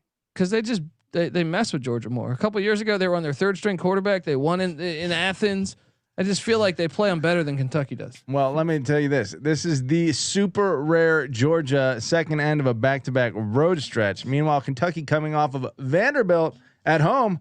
That kind of plays in Kentucky's favor. Building a case. Okay. You got to go on the road and play the air raid against Mike Leach. Then you come against Mark Stoops. Maybe it you might take have that been, L. It might have been when Mike Leach was the offensive coordinator at Kentucky with Tim Couch the last time Kentucky beat Georgia, I feel like. Wow. But anyway, let's get to it. Patty C. All right. Let's see. I mean, there's a rivalry game out there. There are a few rivalry games out there that I think we should mention here, and I don't know that they'll necessarily be for big time spots, but I'm going to take you to a game that has some, for us Irish folk, some meaning. Well, not really, but we're going 1993. This is what, the 30-year reunion of Boston College against Glenn Foley. Notre Dame. Now that game was that at Notre Dame Stadium? It was. Oh That was a man, great game. I remember watching that thing live, man. It seems like just the other day. You know? There's a few very loose Catholics in the room. Yeah, emphasis on loose and very. What kind of loose are you talking about? Okay. Not sure what you were going for there, but look, Boston College going to Notre Dame. Could they play spoiler once again on a great Notre Dame stadium? I have to take a look at Notre Dame's schedule. And you got Jerkovic, who used to be at Notre Dame and was their most talented quarterback. And Boston College starting tight end is a Notre Dame transfer. They've been milking it. He would 100% be Notre Dame starter this year. They don't have. I mean, who's? He was better than the other guy. Than Jack Cohn? Yes. Yes, he was. I don't understand it. So this would be a great opportunity for him to say, "F you, Notre Dame." That is fun. I like that. I like that angle a lot. Especially if Notre Dame is still, popping their head around the playoff discussion at this point. Maybe a close loss to Ohio State, and then they're winning up to this point late in the season. Come in 10-1 and take an L against Boston College. Let's make it happen, baby. I like it. I like it. When's the last time they did knock them off? Ooh, Been a while. Well, so let me tell you this: BC beat Notre Dame 6 times in a row in the 2000s, but that was like the Willingham Weiss years. Damn. But since then, Notre Dame 6 times in a row. But since then, Notre Dame's won 8 in a row. Shout out to GBO Farms in the chat. It says Tennessee's going to beat the fuck out of South Carolina, Colby. What are you talking about? And he says Chattanooga was once upon a time down only 14-3 versus a national championship Alabama team. The Mocs. Shout out to the Mocs. Yeah, I am surprised that that Boston College won 6 in a row though. If you would have put me on Jeopardy, I would have sounded like that woman that thought Auburn was in the Pac-12. You know what I mean? Like I would have been no. But the last thing about this game is that we have a time. It's a 2:30 Eastern time tip, which is kind of a funky tip. Or kickoff, I should say, not what tip. have you. Sorry, we're talking college football, not college basketball. But 2:30 is weird because so you've kind of already started. It's the second half of the noon games if you're on the Eastern time zone. I kind of feel like the '93 game was similar. Yeah, there's a little weird vibe in the air. I kind of feel like that. People are just tuning in a little late to this, and they go, "What like the it. fuck?" Yeah, you kind of watch maybe the second half of this before the 3:30 games start. So you're probably not watching the whole thing. It's kind of a weird time. Just throwing that out there. Yeah. Boston College known to throw a monkey wrench in a lot of teams' seasons. They definitely. Virginia Tech, yeah. Miami with Flutie. Yeah. Let me say this. I'm looking it up right now. Notre Dame, Boston College. If you Google that, it shows up Wikipedia as the Holy War. Now, if you Google BYU Utah, it shows up as I'm sorry. War. There's only one Holy War, and it's BYU Utah because they truly hate each other. Let me tell you this, though. Right? Notre Dame and Boston College, both private Catholic institutions, whereas Utah, I feel like, is a public university. I feel like Catholics go back a lot further than Mormons. I'm joking. We don't need to get into that. All right, look, before we get to NC Nick's next pick, I want to tell you that the college football experience is brought to you by Sleeper. Sleeper is the fastest growing fantasy platform today with millions of players. You probably already have a fantasy league on there. I know I do. It's a game-changing product unlike anything else in the industry, and now you can make money on Sleeper by playing their new over-under game. It's super simple. First, in any sport, you choose 2 or more players that you like, and you pick the over/under. For example, number of points in a basketball game, catches in a football game, hits in a baseball game. Then you choose the amount of money you want to enter in the contest. If you pick correctly, you can win anywhere from 2 times to 20 times the amount of money you put in. The main reason that I love it is because they have that over/under thing on Sleeper, and where you can join your buddies' contest. So like you could talk some shit if you're bored, with the pals sitting around the house, nothing to do. You say, you know what, man, let's get in here, talk some shit, watch the game, and we'll see who wins the bets. That is really cool. So stop what you're doing and download the Sleeper app now and play their new over/under game. Have fun with your friends and make some money while you're doing it. We're also brought to you by SGPN Discord. Make sure to check out our new Discord server, the perfect place to interact and sweat out bets with the entire SGPN crew. Just go to sportsgamblingpodcast.com/Discord. And by the way, this is side B we're about to go to. So if you're watching on YouTube, just hang on for about 10 seconds and we will be back with part 2 of the podcast, AKA side B. on the College Football Experience.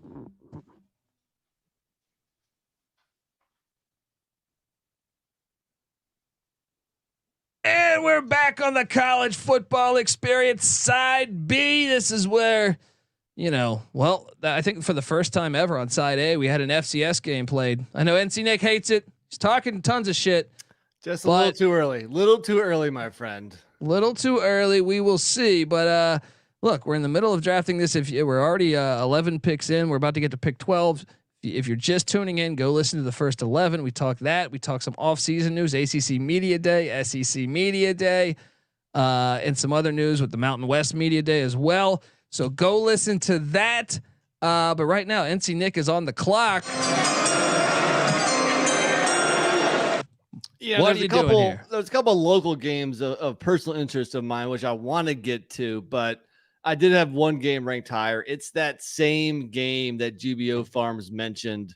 And I don't know if Tennessee is going to beat the fuck out of South Carolina. The Vols have won 3 in a row. They won last year in Knoxville 45-20. But I think this is an interesting game because South Carolina interests me this year. I want to see what they're all about. We got the head coach up there. We got Beamer doing a rap song. I'm not sure if you guys saw that video, but it was pretty hilarious. Shout out to Welcome to UAB who watched that and he goes, "I'm hammering the under on South Carolina this year." I didn't catch that, but that's why this game. I mean, that's not why, but maybe it's a little part of the reason why this game's pretty interesting for an SEC East matchup because we don't know what to expect from the Gamecocks and Tennessee. Like I said, a nice first year, obviously under Heupel, but the only team they beat was Kentucky. So I want to see what they do this year. There you go, Tennessee, South Carolina. I think it's the best game out there right now. So it makes sense. It is going to be interesting. You got the Hendon Hooker against Spencer Rattler. Let me ask you this: who would you rather have? Hooker. No, Rattler. I think it's close, but I think I go Hooker. I think Rattler so. seems to be a little bit of a distraction. Maybe, but Yeah? I was Colby really impressed. doesn't like vegans. Yeah, and I do like hookers. No, I'm joking. Yes. And actually, GBO Farms is right. If you guys would have started Hooker instead of Joe Milton last year for some dumbass reason, you would have beat Pitt. Yeah. Lawn chair Milton. That made no sense. Absolutely no he sense. had some bad performances. They didn't they try and bring him in against the who's it, Ole Miss, when they're throwing the bottles and they're driving down. It looks like it's going to be an epic comeback, and they put Milton in for like 2 plays, and it was just like, good God, there's a huge difference between them. Yeah, I mean this is a good game. It's played in the right spot, maybe even a game or two higher. You can make the case. I like it. I can't wait to watch it. Patty C, it goes to me. Pick 13. Look, Dana Holgerson might think he's building something. He might think he's on the cusp of an AAC championship since they went to the championship game last year. But when he goes into Greenville, North Carolina, they are going to take a fucking hard L. You better believe that. And look, come on, get out of here. The Houston defense did surprise me last year. It was a lot better than what I thought, but this little offense isn't going to fly in Greenville. All right. Things going to get rowdy. This is what's going to get us to the AAC championship game is when we beat Houston here. Houston at East Carolina. This should be a Thursday night game. Shame on you, whoever's setting this thing up. Patty C, your thoughts? Well, I'm certainly not as bullish on East Carolina as you are, although I do think they'll have a decent winning season under a great coach, Mike Houston. But Houston, the Cougars, are projected in a lot of publications to represent the AAC, and then based on that, maybe be in the New Year's Six. So could ECU in Greenville throw a monkey wrench in that? Absolutely. Oh, and last year, man, this game went to overtime, and ECU should have won this game before it went to overtime. A critical fumble when running out the clock. Just an all-time series, by the way. ECU 7, Houston 8. So we're gonna even things up. Bring it on. Bring it on, Cougars. Even Colby listed like ECU 7. Like he lists them first, even though usually people would say 8-7. No. ECU So- always gets first billing for Colby. Don't. So true story here. I believe this was the game I went to. I went to this game in Greenville, and unfortunately, I want to say it was Kevin Kolb who happened to throw for like 7,000 yards against us. It's like Art was he drafted by the Briles. Eagles? Yeah, I think it was He Art on the Eagles Briles. for a while, right? It was Art Briles or Kevin Sumlin. They won in just destroyed us. It was. I got really drunk. I'll put it like that. Anyway, what do you story. think of the game, Nick? Great story, dude. So you got hammered at an ECU game. Right. Who didn't? What do you make of it? It's a good game. It should be fun. I do think there is upset potential, but you probably played it for my liking of 3 or 4 games too early. But you're right. I think it's a tricky game. This game was close last year at Houston, and some people, maybe the national media, might be sleeping on ECU a little bit, because I tend to actually believe what you're saying a little bit this year, is that I think they could be a force to be reckoned with. So good game. Oh, you hear that, huh? Yep, After all there that, he dresses it up a little Let bit. me tell huh? you what, Houston has done pretty well in old Greenville. Looks like 4-3 all time and trips to Greenville. I don't think it's that big of a deal to go there for him. Well, with Scotty Montgomery, nothing was a big deal in Greenville, all right? But times have changed, and Houston is going to be thinking they're going to be thinking they're going to be in the driver's seat. This place is going to be rocking. Houston might be top 15 or something. They're going to catch an L. Houston versus Houston. Let's be honest. I like that. All right, Patty C, it jumps over to you. Some really good games out there. Some games with some personal flavor for me out there. But Come on. we're going for. Well, there's also a game that was really fun for us last year. But I'll leave that one for Colby, because I know he wants to play that. I actually love this week's slate. I love this week's slate. There are some fun Yeah. ones on it. I'm going to the big game. Come on, folks. Sanford Cal. Yeah, I almost played this. What are you talking about? This is the greatest. Yeah. I will argue this forever. The greatest ending of all time. If you dropped me off on another planet and I had to explain aliens, like what would be the perfect to describe football, all right, and what it has an impact on our culture, on our society, I would show them that game, the ending of the Stanford Cal. What was that, 82? Was Yeah, it 82? Where what's my guy's name? I'm drawing a Kevin blank. Moan. Yes, Kevin Moan.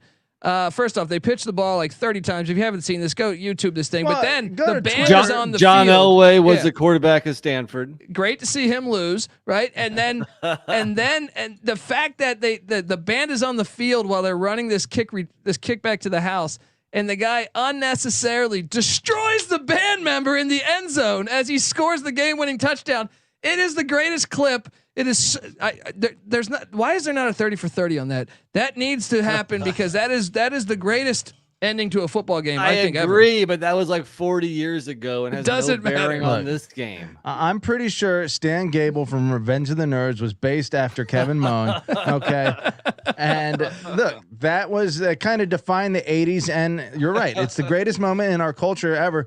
And probably maybe the greatest ending to a football game ever. Ever, man. In a rivalry game. And look, the Bay Area needs our love. I'll say that. And the other thing is, if you go to our Twitter, TCE at SGPN, isn't that our profile picture? It is. It is. There it is. It is. We do have that band guy getting destroyed. But I want to add in, if you throw out last year, where last year Cal just smacked Stanford 41-11, these games have all been very good. It was 24-23 the year before in Berkeley. Cal missed the extra point to tie it up to go to Cal scores to send it to overtime, but like 30 seconds left. Missed the extra point. The year prior, Idiots. Cal won in Palo Alto 24-20. The year prior to that, 27-13. 23-13. And then the year prior to that, 17-14. These are normally really close games. NC Nick, give it some love, buddy. No, I will not. This is the part of the weekly show where I show my East Coast bias. I don't care about this game. It's not. It's not football cultures. You know. Yeah, it's a rivalry, I guess. but it's not like fun football cultures. I don't care about this game whatsoever. Dude, you know what Yeah, it is? it's rich assholes against the acid. Acid the drivers. debt. Yeah. Well, I'm I'll tell you sorry. what. I live 3,000 miles away. You guys are closer. I mean, even in like Southern California, do people fill the bars to watch this game? I don't think so, right? I feel like when I was bartending, a couple people came and asked to put that thing on. It was Stanford Cal. If they were Yeah. both relevant, people would like it. That's what people do in California. It's only if it's relevant. It's called fair weather fans for a reason. Okay, look, I'm going to say this. These are the two most physical teams in the Pac-12. That's You're basically true. watching a Big Ten West game, which explains why Nick The doesn't Big like. Ten grabbed the wrong California teams. They should have grabbed these two. That's right. Smash Mouth football in the Bay Area. Who'd have thunk it? Yeah, what is going on? Yeah, I mean, look, it's a good game. It's a good game. That's the greatest ending. I will argue that to the day I die. That ending is fucking priceless. It's beautiful. And let me make one more point here. You can't argue that rivalry football, regional football is all important, and then not think this game is interesting. True. If they cared. Yeah. They do care.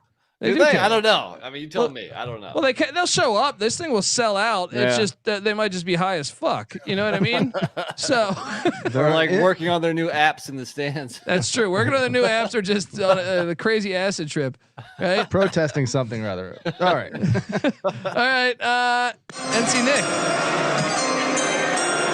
I've been waiting to play this game because this is going to be a lot of fun. I mean, this is Sun Belt at ACC. We got Patty's team involved. We got two of my favorite quarterbacks in the country. I'm talking Coastal Carolina at UVA. I want to see a top Sun Belt team on the road in that bullshit environment in Charlottesville. I want to see the beach mullet against those preppy ass rich smart kids in Charlottesville. Well, in a way, it's kind of like Stanford Cal. I mean, because Cal. I mean, yes, you have the Cal's guys are nerds too, but they're doing acid. This Coastal Carolina, they're doing meth, but they go to the Tiki Torch land. We settled this last week.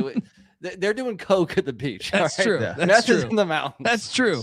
But Coke and they're coming in. Please show They're doing up. lots of coke Yeah. in Charlottesville too. Let's be honest. Yeah, that's true. That's It's funny. true. I was reading a publication from like 1982, and they were like talking about UVA, and they're like, lots of wayfarers in the stands. So we're making the same criticisms. They about interviewed Don Mikowski. He's like, the cocaine here is fantastic. No, but seriously, like Hackney's saying, like GBO Farm is saying, you got Armstrong versus McCall. Come on. That's true. That's a That's great true. quarterback matchup. This game is going to be a lot of fun. And UVA better watch out. McCall needs to dive into his name being McCall more, and after the bird and airing it out. Come on, you got. McCall. He should. The fans could have a ton of fun with that. They're the Chanticleers. His name is McCall.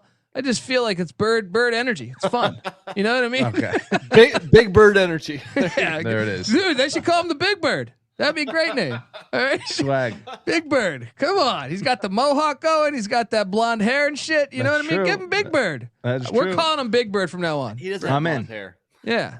I don't know. Some type of hair. All right. I don't know. What the hell are we I don't know talking what the about? fuck I'm talking about. All right. All right. No, I love that game. Have they? I don't think they've ever played before, have they? No.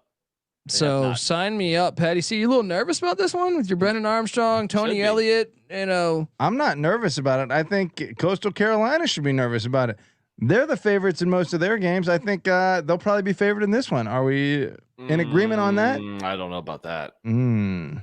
depends. know. Depends. Yeah, what it the depends how the records are, season's going. It's week 12 now, so Either way, the fireworks will be on full display this night. I like it. I like it. And shout out is to- this the game where the Sun Belt just surpasses the ACC? could be. I'm No, joking. I'm actually joking. that's probably week 1 when App State beats North Carolina again. You see, they released tickets yesterday and they sold out in like wow. 24 hours. Yep. Shout out to that. Can't wait to get back to a game in Boone. And shout out to GBO Farms playing some NCAA March Madness. Hey, that's a great game. They need to bring that back too. People always talk about bringing back college football. I agree. They need to do that, but they got to bring back the March Madness games too. Those are fucking those great. were great. Yeah. Dude, that March Madness back at your guys' basement Oh man, that was was one great. of the coolest games I've ever seen. Yeah. Anyway, Yeah, man. So, all right. So next up on the clock, Oh man. I'm gonna take you. I know you guys are probably. Let me just take one other look, see if I'm missing any game. Okay, I'm doing it. This is why this week is so fun. Lance Leipold is gonna be 2-0 against Steve Sarkisian. All right, and the Texas Longhorns. All right, and I cannot wait. I actually, if I had, I mean, I know the over caching for me was a great deal of that made this game so fun, but it was also a crazy game because Kansas blew a 21-point fourth quarter lead. Me and Patty C were watching this. I was like, "Oh, we got it!" And then, like, dude, they even picked off. I don't know if it was Hudson Card or whoever. Like with like a minute left, they picked them off. Texas has 3 timeouts. They run 3 times, and you're like, okay, just punt the ball a decent amount. It was like a 20-yard punt. The returner took it back like to the 5-yard line, and you're just like, oh my god, we're gonna lose this game. It was a crazy game, and actually, I do believe Kansas. I got to pull this up again just to make sure I'm accurate. I believe they've won 2 in the past 5 years against Texas. I think you're right. I think Charlie Strong got bit by the Jayhawks. If memory serves me correct, this was I got the wrong Winspedia thing going on. Yeah, 2 in the past 5 years. So 2 and 3. This is a rivalry, guys. It's a rivalry. Sign me up for it in Lawrence. Nick, what do you make of this game? It is the right spot to be played just because how crazy that 57-56 game was last year. And why not, man? I mean, who doesn't? If you're not a Texas Longhorn fan, who doesn't want to see Kansas beat Texas again? The whole world, yes. Hell yeah! Come on, go please. Jayhawks, please. I actually think if you were to ask me if I could have one win happen in the whole college football season, I mean, I think East Carolina, NC State is right there, but I do think number 1 for me would be, can Kansas beat Texas yet again? 2 years in a row. Yes, Has that ever happened? I don't think so. Oh man, I got to pull that up. I mean, personally, for me, I'd rather see, I guess, Coastal beat UVA, but this one has to be so close, and I have no ties to it, you know. Well, especially because they're joining. Like, imagine if they join the SEC 2 years from now, and Kansas is on a 2 or 3 game win streak. You know what I mean? Against them, that would be fucking hilarious. Right. It's like you couldn't even handle Kansas in the Big 12, and you want to come play with Alabama and LSU and Georgia. You know, I just think this game's awesome. They haven't played as many times as I would have thought. Wait, I can't. This can't be right. I'm seeing it 20 times. Okay, I got 16 or no 19 on Sports Reference. Texas leads 16-3. It's 16-4 now, buddy. Okay, You're a bit late. Do we tell you Winspedia every week? dude. It's just not as easy to look at. But anyway, let me tell you this: they've never gotten them 2 years in a row. So There you go. here we go. Actually, Let's go, Kansas. Oh yeah. They did have 2 wins in a row, but there was 37 years, difference there. Let me tell you this. You're right that those games where the teams come back when they almost, because that always happens. The powerhouse flexes and makes a strong comeback. Like App State, Michigan, it was like, holy shit, they're gonna pull this out of their ass. Or like Oklahoma, Boise State. Yeah. And then when they come up clutch, when the little guy comes up clutch right at the end, it's so fun. And I'll have you know that even before Lance Leipold was at Kansas, back in 2019, Kansas was up 48-47, and Texas had to make a 48-yard field goal to win. All right. The year prior, in 2018, Texas only won by 7. Right. So in the past 5 matchups, not only has Kansas won 2 of their losses are by a combined 9 points. Wow. Watch out for the Jayhawks. That's bad coaching. That's failing to get your team up for the lesser opponent. That's pathetic, is what it is. Let's call it what it is. Yeah, and they're dictating the terms of all this. The Longhorn Network. The fuck. There's no wonder why isn't that network like doing defunct doing or terrible. Yeah, I thought financially, I thought it was. I don't know. All right, so here we go. Let's Patty C, it's back to you. Kind of want to play. There's a hipster game to be played. There are a few hipster games to be played out there that might be appropriate, but I'm going to take you to a rivalry game that is potentially maybe an upset special, but maybe if TCU comes back up, a really huge game in the Big 12 race. That's TCU at Baylor, rivals. NC Nick's gonna hate it. NC Nick's gonna hate it. I mean, what's the hate? I like the contrast uniforms. You got the purple and black versus the green and gold. It's just like a fun little contrast they got going on. Both Christian Texas schools. Border town rivalry. Kind of, yeah, close enough. I wish that, but yes, there's border involved. Look, what do you think? Baylor's the favorite to win the Big 12 again? Well, no. Odds wise, Texas is. I thought it was Oklahoma, wasn't it? No, Was it I really mean, what Texas? depends. Wow. It depends. Well, no, the Big 12 media said Baylor, Okay. but if you go to certain sports books, the Texas Longhorns are the favorite to win the Big 12, dude, that's a lot of faith in Quinn Ewers having never thrown a pass in college football. and missing his senior year of high school. He hasn't played football in like 4 years. He needs to win the job first, right? We don't even know if he's going to be the starting quarterback. Yeah. That said, Bijan Robinson, I was watching film on him. He's nasty. Absolutely so nasty. He's one of the best running backs I've seen in a long time. Yeah. Wow. He's really good, but better than Deuce Vaughn. Better than Deuce Vaughn. Wow. Considerably. Can't wait for that game in the Little Apple in Manhattan. Oh yeah, but we're of course drawn back to 2014 where Baylor ruined TCU's title run, playoff run. That was a fucking wild game. That was an arena football game. I want to check the all-time series here, but I do believe, that was. And that was one that TCU had like what, a 21-point lead. Yeah, that was a wild game. Nick, your thoughts on TCU Baylor? You Big 12 hater? Doesn't do much for me. No, it really doesn't. Sorry. TCU, I think I've said before, TCU is probably my favorite Big 12 school.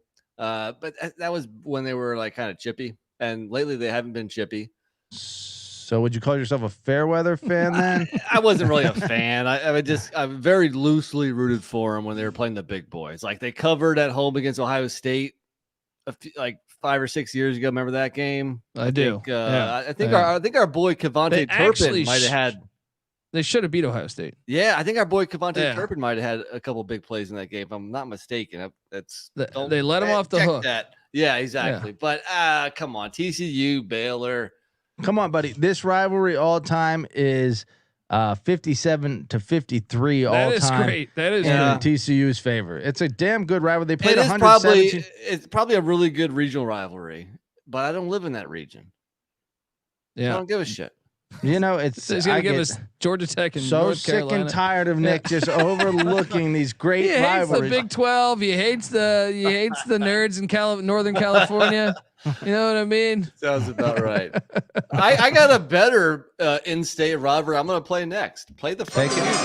Take us to it. 90 miles apart. Virginia Tech at Liberty. I was about to play this. This was my next play. Last time they played in 2020, Liberty went into Blacksburg. Nobody wins in Blacksburg. Liberty won 38-35. And they had this money kicker who was like fat as shit, and he drilled like a 57-yard field goal to win the game. And wasn't it a coaching mistake? That 12 men on the field, right? 12 men on the field. They moved it 5. Something like that, right? And then wait, they kicked and missed it, right? Yes. But they had 12 men on the field and moved forward and hit it. Yeah. These fucking idiots. And they both reside in Virginia. They're 1-1 all time. So with Liberty winning this next one in November, they'll have the edge on the Hokies. Now how they only played twice. Virginia Tech plays at Liberty now.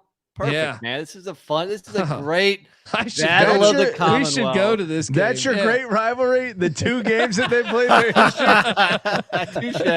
Touche. But you know what I love this year is that all these like Southern Virginia schools, North Carolina schools, they're all playing each other.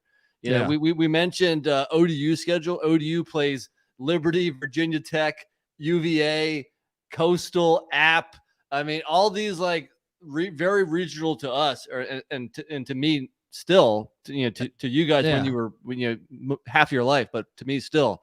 But these are fun games, especially where I live. So Virginia Tech, Liberty. So he loves that, but if TCU plays SMU for the Iron Skillet, he's like, I don't give a shit. Redneck football is. What have we been saying for the last few weeks? College football is regional. Right? Yeah. And this is Yes. the region I live in. He's So kind of yes, making I a agree. point. Okay. Kind of got a point. Okay. All right. Well, look. Why don't you move to Texas? All right. Come on. Virginia Tech at Liberty. Who's got the better barbecue, North Carolina or Texas? Oh man. I think. You know what? I love a good pig, but brisket. Oh, Yeah, I don't know, man. Texas Tech. Like, I'll take North Carolina over Memphis, but Texas is pretty fucking good. you know, I Texas, mean, like yeah. North Carolina pulled pork is amazing, but give me like really good brisket, and that might top it. Carolina's got the vinegary stuff. Texas is more briskety. Is that And more like Memphis is Well, sweet. well, like let me- Memphis, yeah. And let me correct you too. Eastern North Carolina is vinegar based. Western North Carolina is more like a Memphis based. It's more tomato based. So Okay. all What of North about- Carolina, it's a big thing in the state of North Carolina. Don't paint that broad brush over the whole state and say we're vinegar based. That is strictly Eastern North Carolina. What about this though? I mean, this is one of the few cities I've actually never been to. Kansas City, in America that I haven't been to, but Kansas City's known for I've their been barbecue. to a barbecue joint in Kansas City, and let me tell you, it was delicious. I mean, it's fucking barbecue. It's all delicious. You know, Yeah. it's hard to compare them. They're different. It's all delicious. it's all the flavors all of a America? win. Exactly. Yeah. Shout out to Joe Hackney. He goes, "We have the internet, gentlemen. Everywhere is within your region." I do agree. That's speaking like a true Northeasterner that doesn't have a good feel for the pulse of college football. What do you mean? He knows the pulse of UMass football, man. And That's right. Just There 'cause is- you're there is no completely pulse. disconnected- You're a There hater. is You're no a hater. pulse. The There is no Minutemen pulse at are on UMass. a way back. They to, need the to little electric. What do they call those? dude. Patty C. Defibrillator. I was Defibrillator. Bring out the defibrillator for UMass football.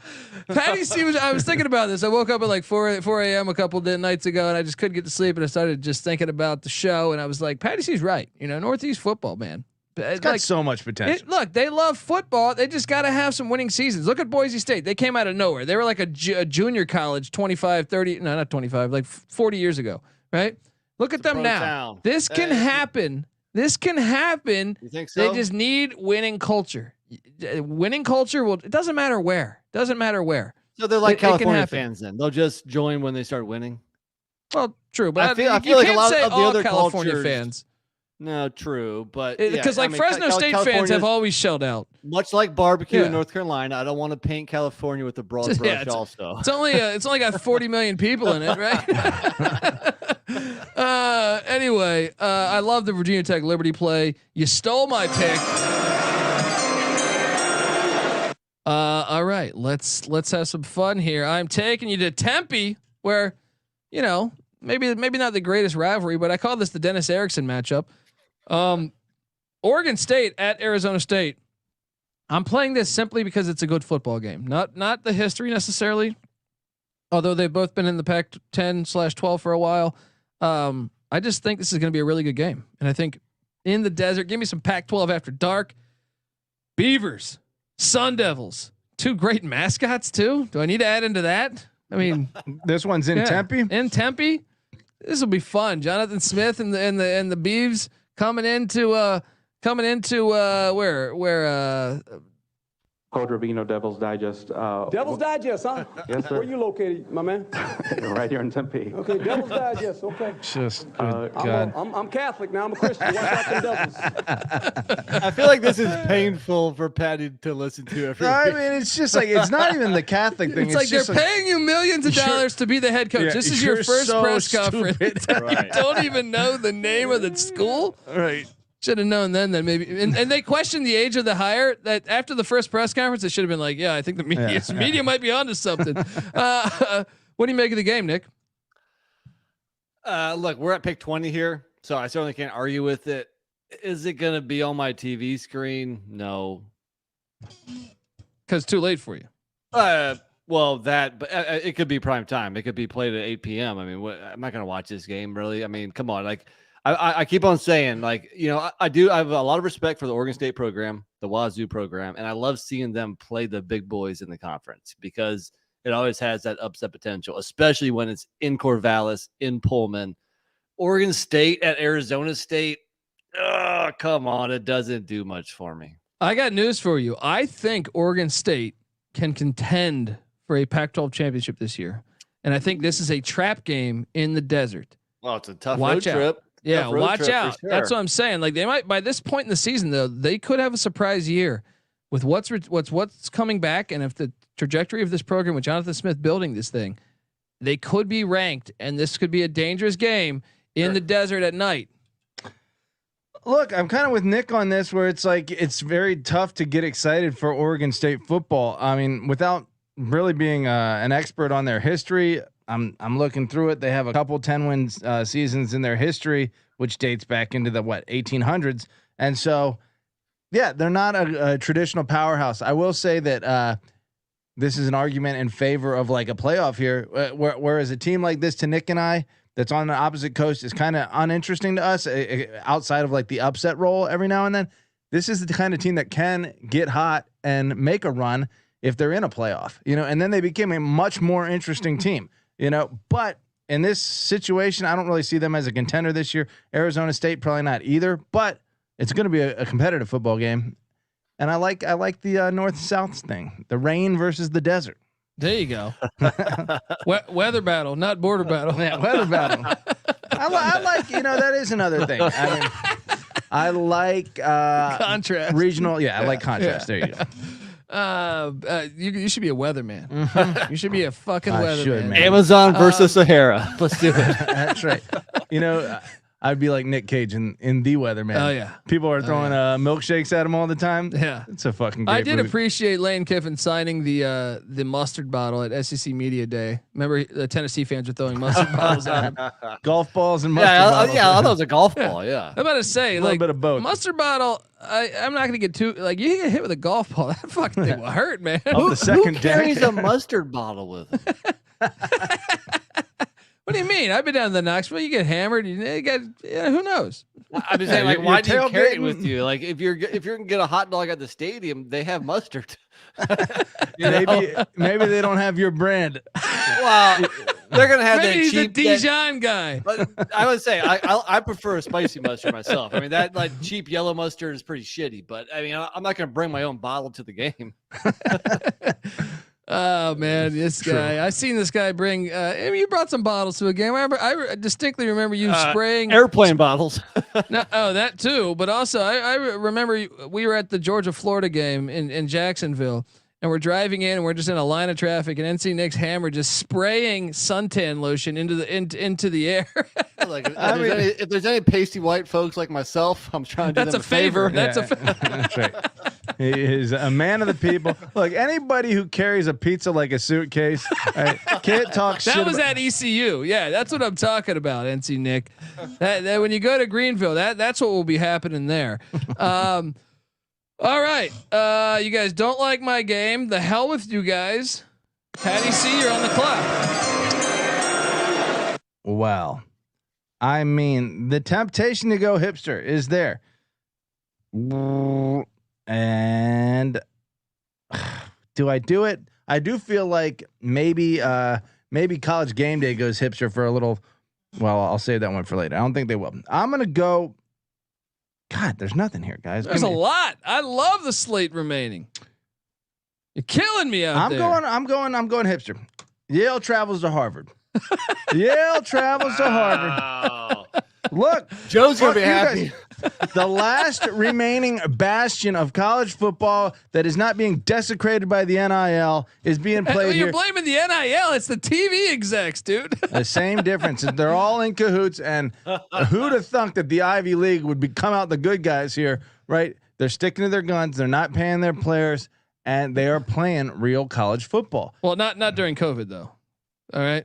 Yeah, they weren't playing that. They were They were cowards. all national They were champions cowards that year. But Yale at Harvard, dude, the first time they played was in 1875. right? You want to talk about that tradition? That is Leave it up to Patty to pick Northeastern football. There it is, man. I love it. Colby and I talk about this. These two schools with like the biggest endowments in the whole world, if they just decided they're going to get back into the FBS game, they could pay gazillions. Get Yes. Mark Zuckerberg. What was he? Harvard, Yeah, sure. right? Yeah, He's one of them. He's one of them. Texas yeah, Tech is paying everyone $25,000 a year on their new NIL deal. Harvard's paying everyone $5 million a year. On the new- Checkmate. Come on, please. Someone check this out. The last 2 games, by the way, Harvard won last year 34-31 in a classic. I think we actually had it on here at the studio. Then in 19, Yale won 50-43 in double overtime. NC Nick, your thoughts on the Ivy League? You know, shout out to the Ivy League too. And I challenge you, NC Nick. They do a lot of Friday night football games. So if you get a chance, check out some Ivy League Friday night FCS football. It's always fun. What do you make of the game, NC Nick? So it's the second FCS matchup we have, which means it must not be a very good week if we're what pick are we at, like 21, 22 or something? Two great rivalries though. Come on, look. What do you want? What do you guys want me to say here? Am I going to watch this game? No, I'm sorry. Well, I'm not a hater. There's just too many other good games on. I will probably not watch it either. Let me see what the I wonder. This might be a Friday. We should check and see if this is a Friday game. The all-time series in this rivalry, Yale leads 68-61-6. A competitive ass rivalry. So if it's not gonna, be on your TV screens, why are you picking it? No, it'll be on. Just to say it. Hey, buddy, we have an FCS TV here at God's Eye. Just mentioned that he might not watch any of it either. Well, look, he forgot there's would an FCS prefer TV. not to watch the Super Bowl, but I'm still going to call it one of the games of the year in fucking the NFL. It's boring to me. This has the chance to be interesting. This is way more interesting than the Super Bowl to me. Look, and this would be very interesting if it was played in the springtime with no other football like it was a couple years ago. Hey, you bite your tongue though. Right. This game is fun. We're gonna get you a God's Eye set up in due time. I feel like I'm the only one keeping it real here, guys. The more listeners, the more chances for you to have God's Eye. What I want to see is Harvard versus Jackson State. I want to see Harvard Grambling develop a rivalry. I want to see all these teams that are true football and have the heart of football at their, in their core and are playing just for the game. And NC Nick, I would ask you, has Harvard had better quarterback play in the NFL than Duke the past is that 20 years? Yeah. Well, Fitzpatrick or Daniel Jones? Huh? I do love some Fitzpatrick. So, Duke's got a couple guys. We went through the Duke's list last week. But are any of them better than Ryan Fitzpatrick? I don't think so. No, probably not. I mean, you could. That's why you watch. Look, there you go. You might see the next Ryan Fitzpatrick. Jason Garrett, Ivy League quarterback. That's right. I'm going to leave us on this note with this game. Okay. Michigan, the FBS all-time winning program, calls themselves the Harvard of the Midwest. So fuck you all. All right. These are important teams. NC Nick, you're on the clock. First place of college football. Very on brand of Patty C. Well, look, there is 8 weekday matchups. So what we're lacking in quality, we're getting in quantity. I guess let me take you to I think which is the best one, and that is a Wednesday night matchup: Miami of Ohio versus Northern Illinois. Maction, baby. Miami, Ohio is my pick to win the MAC East, and Northern Illinois is the MAC champion from a year ago. So I think this is the best of the 5 Maction games this week. About time we had a weekday game. Miami of Ohio, Northern Illinois. I like it, and don't forget Rocky Lombardi, the quarterback of Northern Illinois. I know I missed that nugget a couple episodes ago. Shout out to the fans for letting me know that Rocky Lombardi is related to Vince Lombardi, and Vince Lombardi did play Ivy League football. NC Nick, but yes, this is an awesome game for Maction. I said this before. I think maybe to you, Patty C, when we were talking, when we just did Miami's preview. Yeah. And I said, if I had to pick a home game to go to in the MAC where the crowd gets lit, because I think some of the problem with the MAC not having access to the playoff is it does ruin fan attendance in some of these games. Yeah. If they had an automatic bid, I think they would have these awesome, compelling matchups week in, week out. But Northern Illinois in general packs the house. DeKalb, Illinois, I got to get there one of these days because it looks like a fun environment. I love the fact it's not a dome and it's way up there in Northern Illinois. Sign me up for Miami, Ohio. And talk about mid-November here, November 16th at night. Yes, this is football. This is football, baby. I can't wait for this one. Especially if they kept it on Wednesday with playoff implications. It'd be like the entire country would be watching this game. Yes, I don't understand like their little cry for Their cry for, hey, well, you know, fan attendance is down, and you know we're supposed to be in this TV ratings power struggle right now where the TV execs are owning it. Well, here's the way: give an automatic bid. So everyone that is in the MAC or the Mountain West or whatever, you know how awesome that would be if they actually had a shot. So these games became must-watch TV, and each week, I mean, this would be the MAC in general has these wild ass games. It would be absolutely fantastic. It would be like March Madness is in basketball.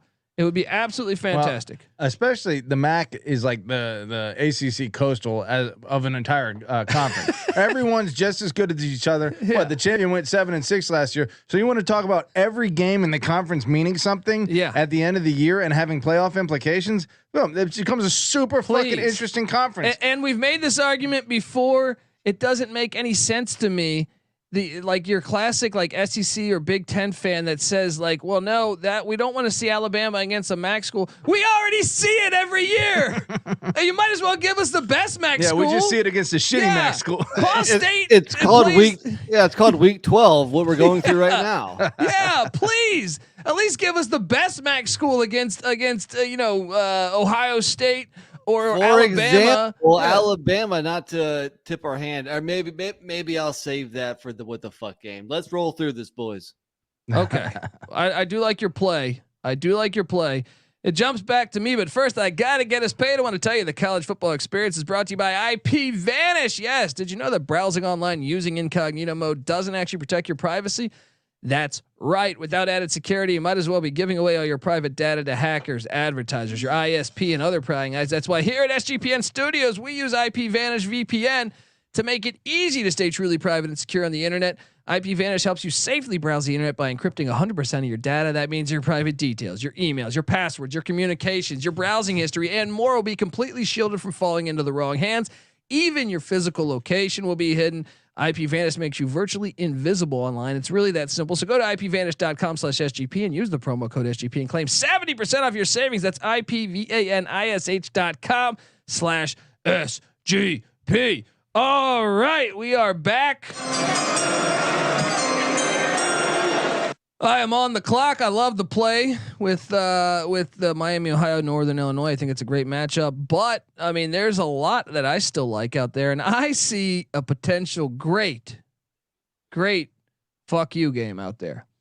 I'm taking you to Tallahassee, where the Louisiana Raging Cajuns, off of a 13-1 season, head into Tallahassee, and I think, boy, whoever scheduled this schedule probably didn't realize the Raging Cajuns were going to be this good, and they did it the week before they play the Gators. This is a trap game. And there's even the chance that Norvell's fired and morale is down and Louisiana just whoops them. But either way, this is a dangerous game for Florida State, and you could have another situation where the fans are reading a novel in the third quarter.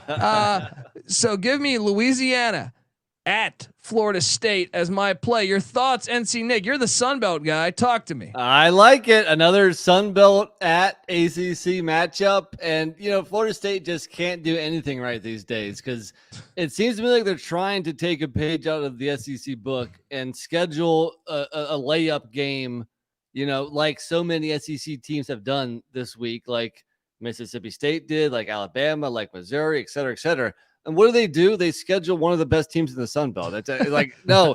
Like, did you mean to schedule ULM? I mean, you would. No, they probably did this like 5 years ago. They probably did this 5 years ago when they were like terrible. So they're thinking, they barely. ULM missed an extra point in overtime the last time they were in Tallahassee. So what do you think Louisiana's going to do? Florida State lost to Jacksonville State of the FCS last year. So to schedule Louisiana here, it's like no. You should have scheduled McNeese State. Yes. I can't wait. I definitely will be watching this game because there's a great potential for the fans to be irate. This could be the game that gets Deion Sanders the head coaching job in prime time game. There we go. Let's see, because Florida State has back-to-back road trip coming into this game at Miami and at Syracuse. Both environments will be lit, and Florida State will be playing in 2 Hornets nests for those games, and then coming home for what they think is the look ahead for Florida. Bound to get caught. This is the bye-bye game for Norvell, potentially. and probably the biggest chance for Louisiana to get them. I'm sure the Super Bowl of their schedule. So. And it's funny, Florida State opens up the season with LSU, but they might be playing the better Louisiana school later in the year. Oh, Hello. Hello. Well, if ULM kept it that close against LSU last year, then Louisiana probably is the best Louisiana school. All right, Patty C, you're on the clock.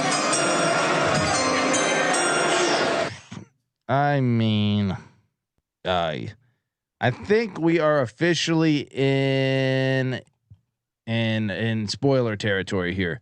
So I'm going to go with a spoiler that almost happened a few years ago and might happen this year because one of the teams has an elite quarterback and they have been improving. They were a bowl team last year. That is the Maryland Terrapins hosting the Ohio State Buckeyes. Oh, come on.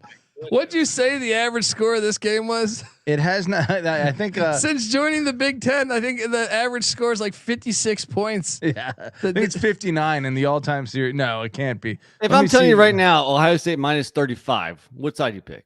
I'm taking Ohio State. Listen, was the Ohio State favored by that many when? Well, who is it? Matt Canada. Matt was the Canada coach. was the coach, and it took a 2-point conversion in College Park to keep them out of the. Let me rattle this off for you, buddy. All right. Yeah. First off, Ohio State has never lost to the Maryland Terrapins. Wow. 7-0 all time. Things have to change at some point. And if you dive into it, some of these things are really, really, really, really ugly, including last year, 66-17. 49. They took. I mean, come on, man. That's really bad. The year before, That was in Columbus. the year before. That's right. The year before, 73-14. You did have a 1-point game in 2018, but before that, 62-14, 62-3, 49-28, 52-24. The average margin of victory for Ohio State in this series is 37.9 points per game. Okay, look, I'm glad Maryland's enjoying that life in the Big Ten. There's been one game in this series that's ever been within 21 points, within 3 touchdowns. It was in 2018. And they missed a wide open target. They could have pulled the upset. And He's wide open and he airmails. Just so happened to be the last time they played in College Park. Things are changing. Tulia Tagovailoa is a threat, and Ohio State loses these kind of games sometimes. Well, perhaps. Well, I want to see what Ohio State's got. I'll be honest. This game, we'll probably have it on because it's Ohio State, but like, I'm about excited at this game as Gardner Webb Ohio against State, Furman. You know what I mean? Do you like, think maybe there's a look ahead spot that could potentially factor here? my problem is Maryland's been so bad against anyone that's good against the Big Ohio in the Big State Ten. will be studying Maryland's offense the whole week, or in Michigan's offense the whole week. They won't even prepare for Maryland And at they'll all. still beat Maryland by 75. Yeah, okay. The only chance anybody watches any of this game is that if you like are looking at your phone and you see it's close in the fourth quarter, and True. and chances are it's not going to be close. All right, you guys come up with something better. Let me tell you this too. Maryland's 2 games coming into this: at Wisconsin, at Penn State, and then hosting Ohio State. Good Lord. They're going to benefit when they go away from these divisions. Yeah, they got to get out of the Big Ten East. Yeah. That's all right. NC Nick, you are next up on the clock. So many good games to go with here. How about we do a little Boise, Wyoming? How about we give the Mountain West a little love? He stole my play again, man. And these games have been fun, man. These games, I feel like Boise's been dominating, but they're still fun matchups. There's been, And we have a time, 7 p.m. Eastern time. Thank you, West Coast. Thank you, Mountain West. I'll be able to watch this. This is a great game, man. This is a great Mountain West football. Slept on conference. Sign me up. look, the Wyoming's only won once in the 14 matchups, but these games have been tricky lately. 23-13 the last time they played. That was in Boise. The last time in Laramie was an 8-point game. The game in 2019 when Wyoming missed a field goal in regulation to win, Boise won in overtime 20-17. You go back to 2016. Wyoming did win in Laramie with Craig Bowl. This is an awesome game, and I actually think Wyoming is a live dog in this one. With Boise going to the air raid, I'd agree. with Boise going to the air raid, I think Wyoming's brand of football might fuck with them. Yeah, They're especially at home. physical. They're a physical run heavy Once team. again, Yeah. elements. We're talking Yeah. late mid-November. We're talking at night, or I guess it'll be like 5 p.m. local time. It's still evening time. You could have some elements here, definitely. Patty, see your thoughts on Boise State at Wyoming. I mean, you said, did you? I'm sorry, I was digging up some data there. I didn't hear if you said the all-time series record there. Oh yeah, I did. What? 15-1 Yeah. in Boise State's favor. Little But hard to there's get. some good games, man. A lot of the recent matchups were good games. That's true. All 3 games most recently in the last 3 years decided by 10 points or less. Yeah, maybe. I mean, the fact that it's being played in Laramie and it's beautiful. It's beautiful uniform contrast. Uniform porn. Uniform porn. I like Mountain West football too. Look, these are the elite team. The Mountain West. The Mountain West is that portion of the country's power conference. That portion of the country doesn't really have many teams in power conferences. You know, right. I mean, what you have like Utah, Colorado. Those are the only ones. But Yeah. that entire swath of the country is just considered less than everyone else. Border No. battle. Border battle. Wyoming is a state flagship school. Boise State might as well be a state flagship school. Let's give this game a little love. I like it. I like it a lot. Nicely played. All right, bounces back to me. Whoa, sorry. All right, we are back, rocking with Dundee. I am gonna take you to where the fuck is this? Mount Pleasant. Mount Pleasant. It's your second to Patty last C. pick. That's where Ric Flair takes the women. Look, That's what you call your D. Yeah, that's Mount Pleasure. Yeah, that's true. That's true. Western Michigan, Central Michigan. You want border battle? Fuck a border battle. Let's have a little in-state fun, buddy. All right. The Chippewas, I think, could win the MAC this year. I know you were talking Northern Illinois, Miami, Ohio. I think the Chippewas could, and Western Michigan did beat the ACC champs last year. This one is always fun. Western Michigan at Central Michigan. Nick, your thoughts? This is a rivalry game. I know because I'm a little bit familiar with this part of the country. There's a saying when these two teams play, at least in Kalamazoo, which is where Western's at, buck them chips. All Buck them chips. Buck them chips. This is a weekday game. This is my only problem with the weekday slate here. All of them are on Wednesday, right? Like the best 3 MAC games, they put them all on the same day. They Right, should have so put there's one gonna or be two some of them on the overlap. Tuesday. Right. But right. Either way, sign me up for Western Michigan at Central Michigan. Patty C, your thoughts? Well, I get confused with this Western, Eastern, Central stuff going on with these Michigan MAC schools, but I do find it interesting that while Western Michigan has dominated Eastern Michigan, they have not gotten the better of Central Michigan, and so I think this is probably the chippiest of those rivalries there. What do you think, Nick? Chippiest for the Chippewas? Did you say that on purpose? Ooh, buck that chip. Buck that chip. Yeah. Buck them chips. This is great. I'm telling you, it's great fun. I can't wait for this. Will this have any MAC implications? Yes. I mean, like Colby Yes. said, Central Michigan with Jim McElwain, they could certainly win the MAC.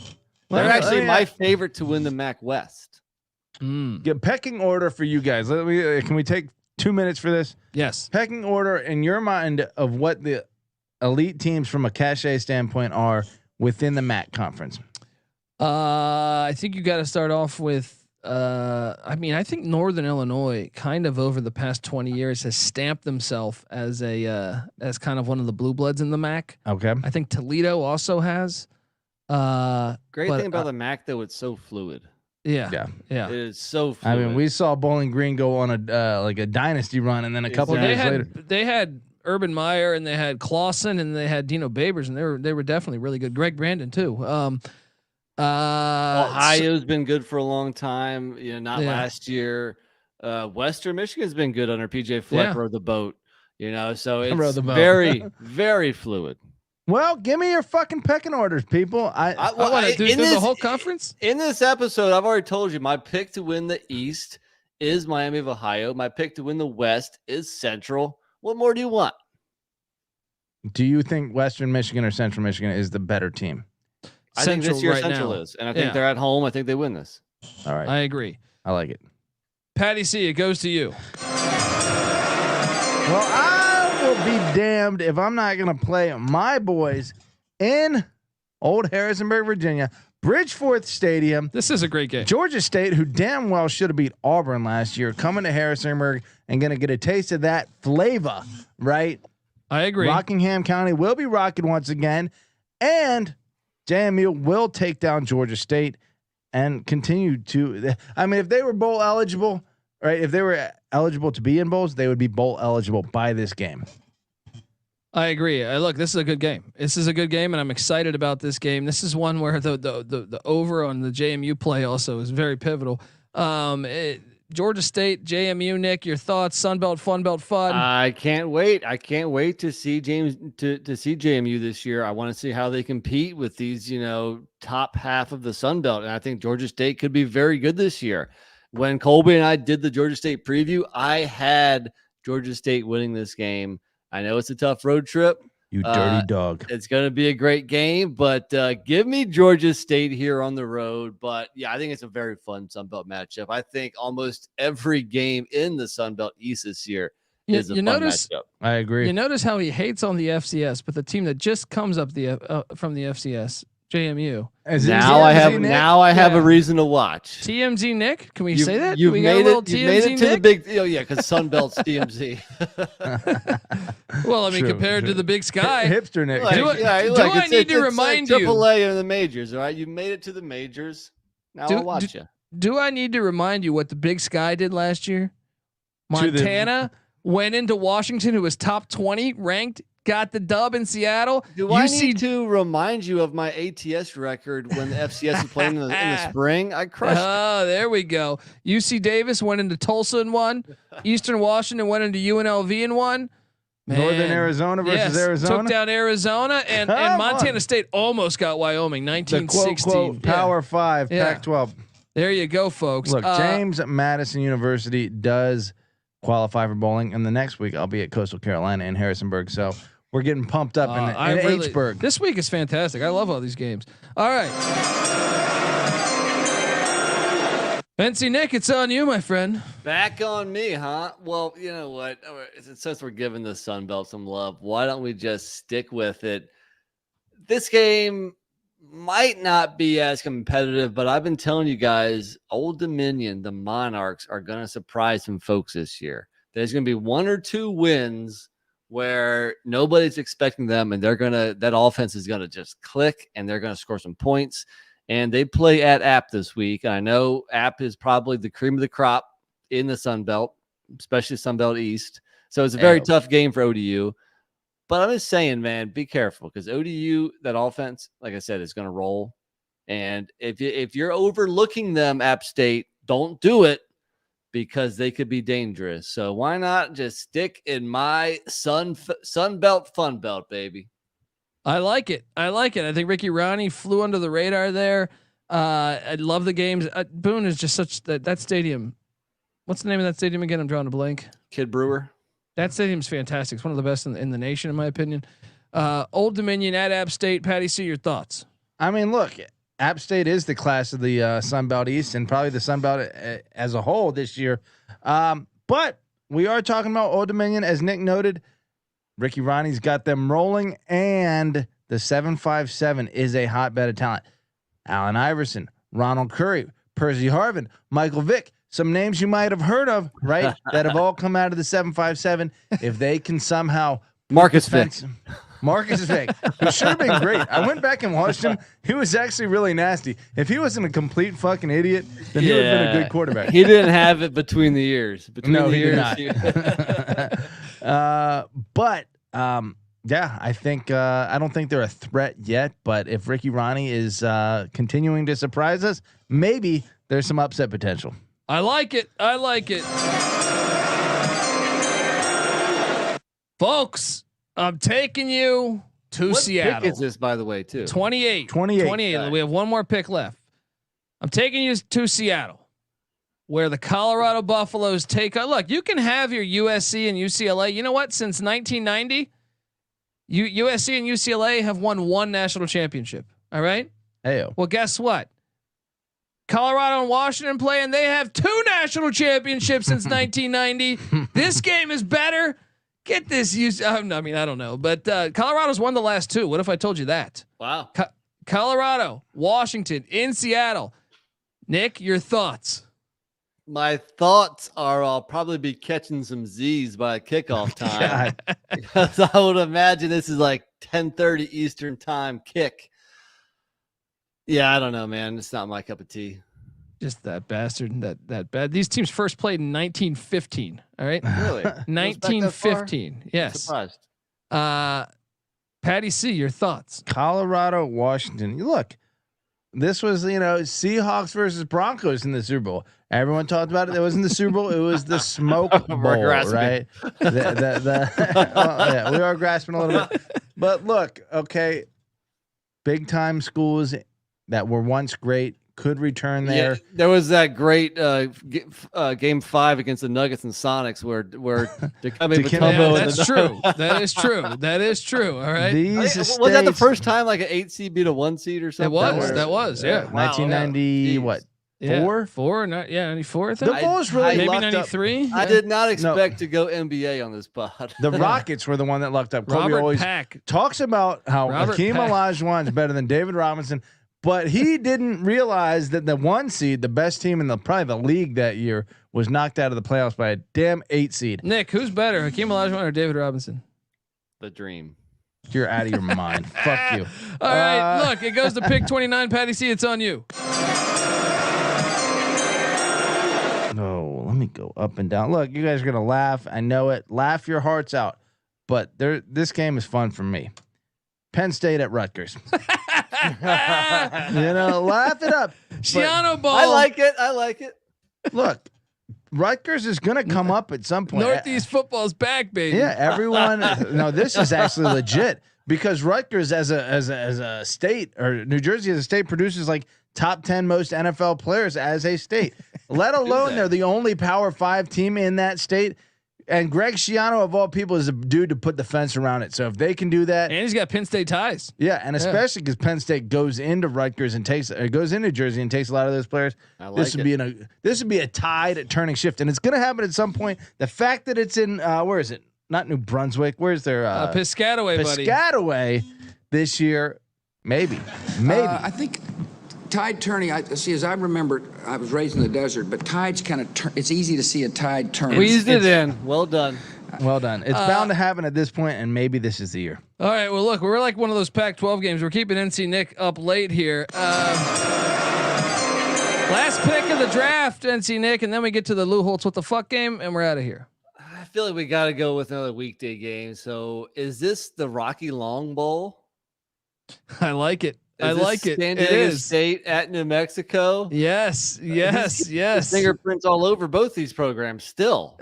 I know. I love it, man. I love it. And Danny Gonzalez also coached with him at San Diego State. So both coaches have the ties. Yeah. Fingerprints all over. There you go. It's probably the best game Friday night. So why not sprinkle a little Friday night love? I like it. I like it a lot here. And look, New Mexico, maybe they'll be chippy this year. I feel like Rocky Long might be able to dial up something against his former team. Maybe he can, pull it off. Last time they played, no, that was New Mexico State. I'm struggling. I'm trying to bring up some stuff. Maybe 30 games is a little too long because we are in a week like this when the SEC does nothing. I actually love this week, man. There's still a bunch of games out there, like Kansas State, West Virginia. Oh, we didn't play Kansas State, West Virginia. That should have been played. Kansas State at West Virginia. Air Force, Navy, UCF, SMU, Tulane. Yes. Patty C would like this one. North Dakota State. Of course, I would like that one. Yeah, there you go. Who wouldn't like that one? Yeah, West Virginia, K-State. I missed that one. That should have definitely been played. All right, even Navy, UCF. A lot of fun. All right, this is our time though to get to the Lou Holtz what the fuck game of the week. And by the way, shout out to Joe Hackney. He goes, yes, it would be bigger than NCAA basketball, Colby. Football is still king in America, and college football leaves so much exposure on the table by not having a playoff. He's 100% correct.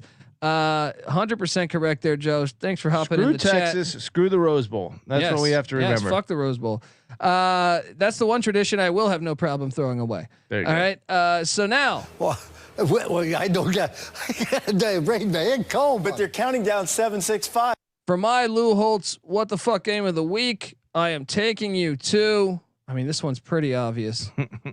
The Governors. All right, the Governors of Austin P are playing in Tuscaloosa, Alabama. What the fuck is this game? Every Why week's a is- playoff. And Every Nick week's a Saban. playoff. Nick That's right. Saban. Hey, why your fans aren't coming out to the games? Because you're taking on the Governors. And I'm not talking about Tommy Tupperville. All right, I'm talking about Austin P. Come on, man. The This is season, ridiculous. The season should be building to something. You know, Yeah. every week should be getting more and more important, and then we have this bullshit. This is just the worst.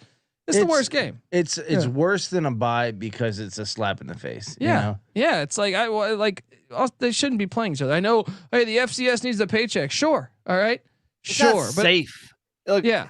Everybody's talking about safety these days. These two people, these two players, these two rosters should not be playing each other.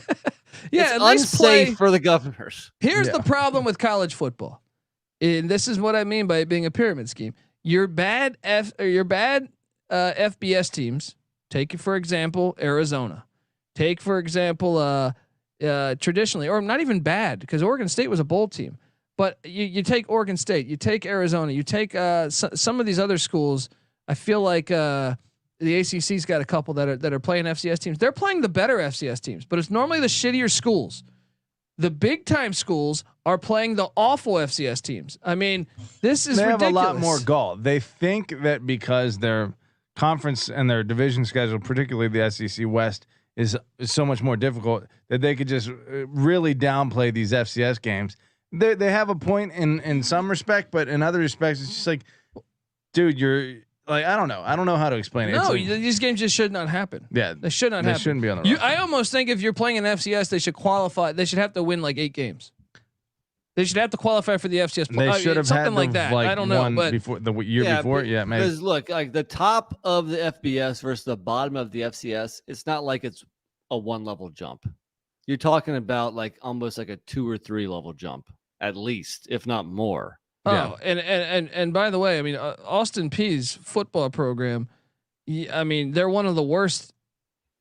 But like over the past 20 years in the FCS, if you were to look, I will rattle off what they did. I think last year they were actually somewhat average, but I mean, hold on, let me get this going. But they man, it's fucking. Let me tell you real quick while you're looking that up.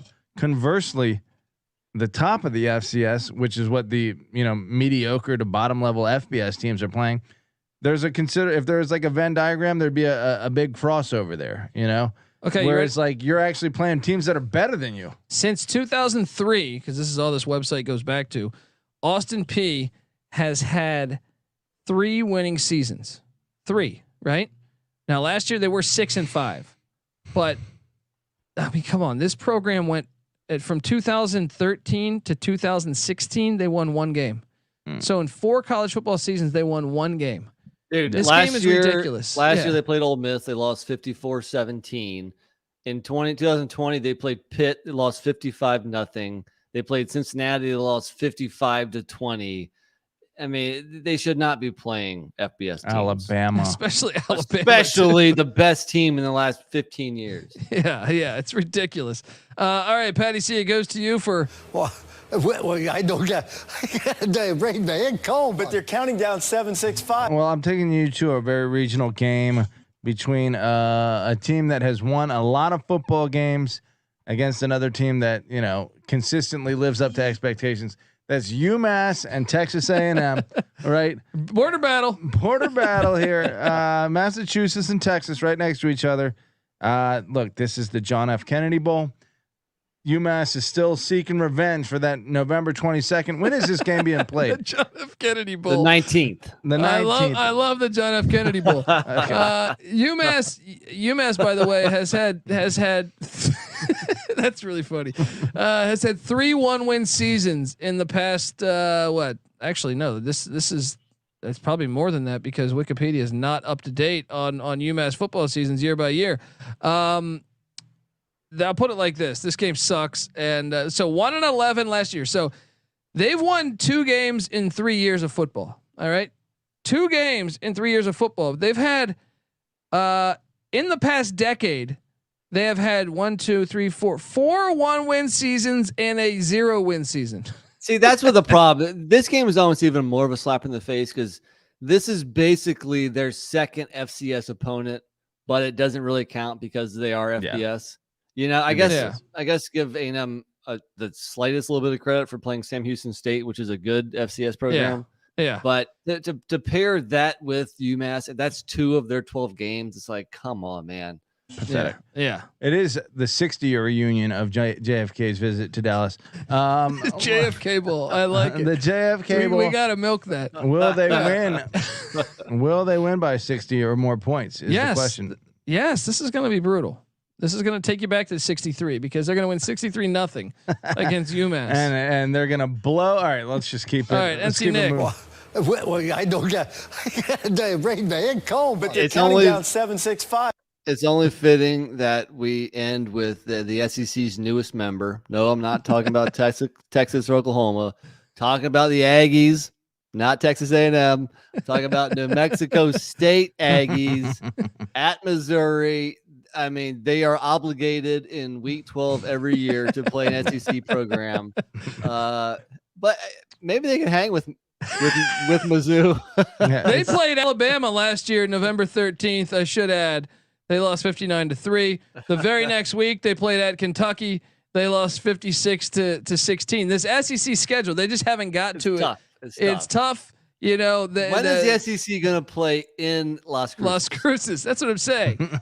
Come on, Greg Sankey. Let's do this. Let's do them a solid here. You want to give them money? Is that your big concern? That's why you schedule them. And by the way, since New Mexico State didn't play in 2020, where they did, but FCS just 2 games. 2019, guess what? They played at Alabama.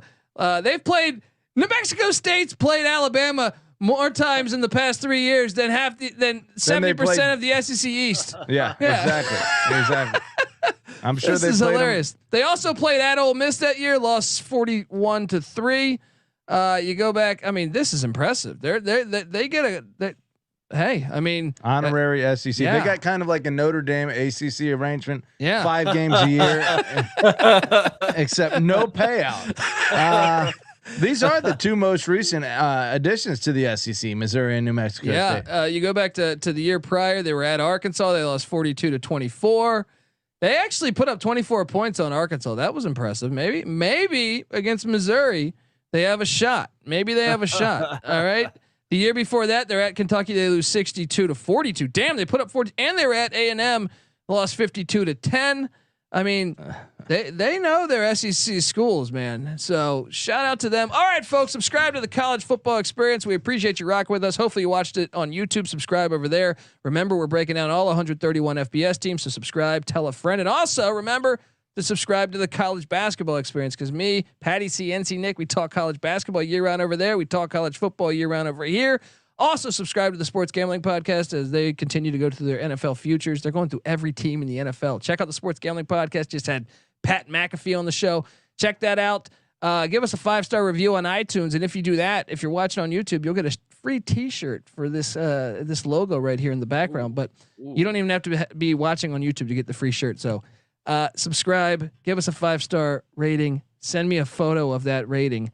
You can find me on Twitter at TheColbyD or the College Football Experience at TCE on SGPN. NC Nick's on Twitter at NC_NICK. Patty C's on Twitter at PattyC831. Give us all a follow, folks. And let's keep it rocking. Season's coming. It's getting closer to closer. Next week we'll end our regular season. It'll be a lot of fun. So stay tuned, folks, as we continue to do this. All right, folks, this is the College Football Experience Week 12 preview. You better start thinking about yours. And we out of here.